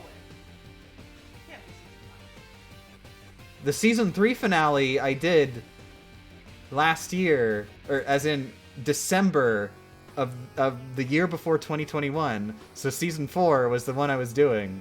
So yeah, season 5. No way. We're going into season 5 of VG Myths. Nope. Stop calling me old. Nah! Don't, no. You don't age when VG Myths gets old. I age when VG Myths gets old. Mighty Number 9's credits are 4 hours long. Okay, I did skip Mighty Number 9's credits. I'm sorry. I just skipped to the part where my name shows up, and then I was like, I'm done. It's very nice of them that they actually have a skip of like 10,000 names button. Wait, is that actually a thing? Yeah, Mighty Number 9, since they list like all the backers on the Kickstarter, and they had a really successful Kickstarter. The end credits are like 4 hours long, and they have a button that lets you skip, like, I'm not sure if it's 10,000 or like how many it was, but you can skip very, very far, like a ton of names with a button press. That helps people to just get to the part where their name shows up, so they don't have to sit through 4 hours. I don't know how long the Assassin's Creed 4 credits actually were. Unlike the Skyrim ones, it's not something you just access in a menu and then decide you didn't feel like clicking on it. No, I watched it for 10 minutes, wondering when it was gonna end. And I'm just like, okay, I'm done. I don't care anymore. Aww. It's even worse, though, when games have, like, multiple separate completion criteria where you have to beat the game multiple times. And, like, I always feel obligated to watch the end credits each time. Because what if there's an end credits bonus? I don't want to miss that. Yeah, I decided I legit did not care. No.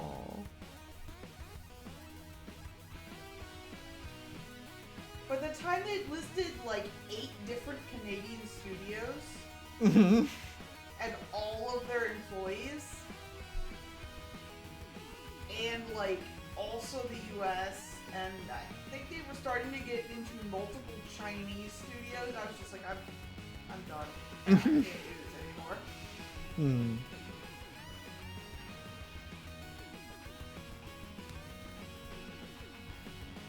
She was burned by Mario Coinless, and now she trusts no one.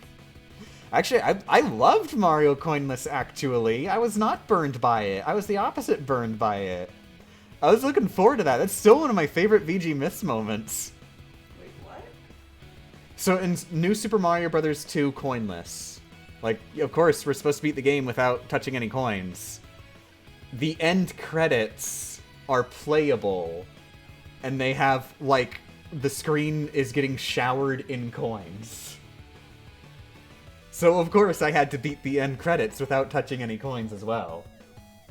And to make it worse, they are part of the final level. Like, if you exit the game and reload it, like, it doesn't save in between there, even, at all. The only way to get back to the end credits is to beat the entire last level again, coinless.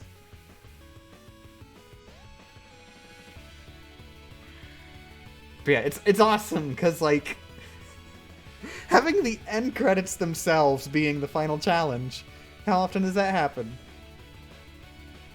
Oh, Undertale. Oh no, don't worry, it's not like a big... It's more a for fun thing. Oh, Super Smash Brothers. What? Is those all interactive? Yeah, there's a final challenge.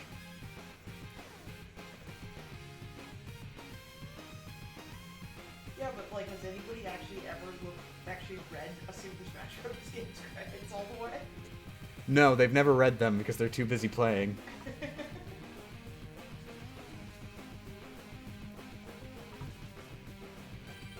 Good morning, sad squishy boy. Thanks for saying hi.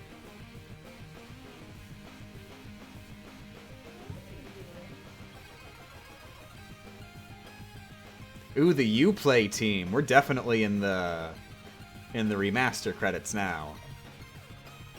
Cause I'm pretty sure Uplay was not. I mean, it might have been a thing, but I'm pretty sure it wasn't in Scott Pilgrim versus the World regular mastered. It's just like... Actually, wait, did this game ever get a physical release? It did with the remaster.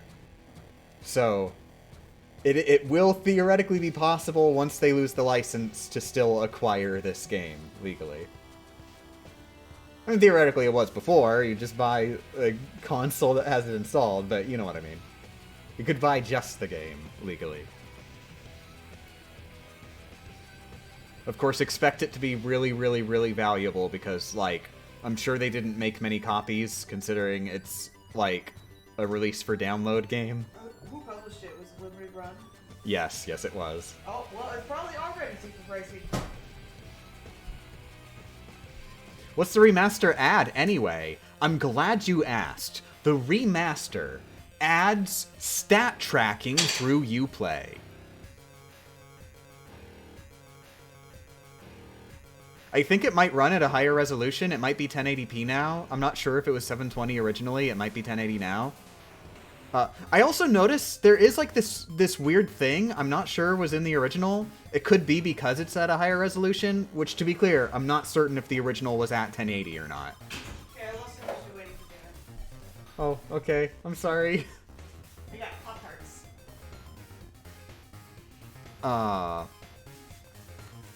What was I saying? Oh, there's like these weird glitchy artifacts sometimes, or you'll see just like black lines Like, just straight black lines at, like, intersections of pieces of the art. It looks weird.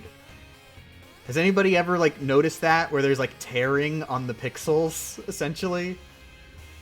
I don't remember that when I originally played it on the 360, but that could just be me having a bad memory. Technically, it also adds the DLC to the main package. I mean, but the DLC existed.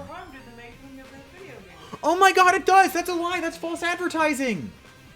We gotta report them. It says no pixels were harmed in the making of this video game, but the pixels are very clearly being harmed! Wait a second, this is a Flash game? This is a Flash game.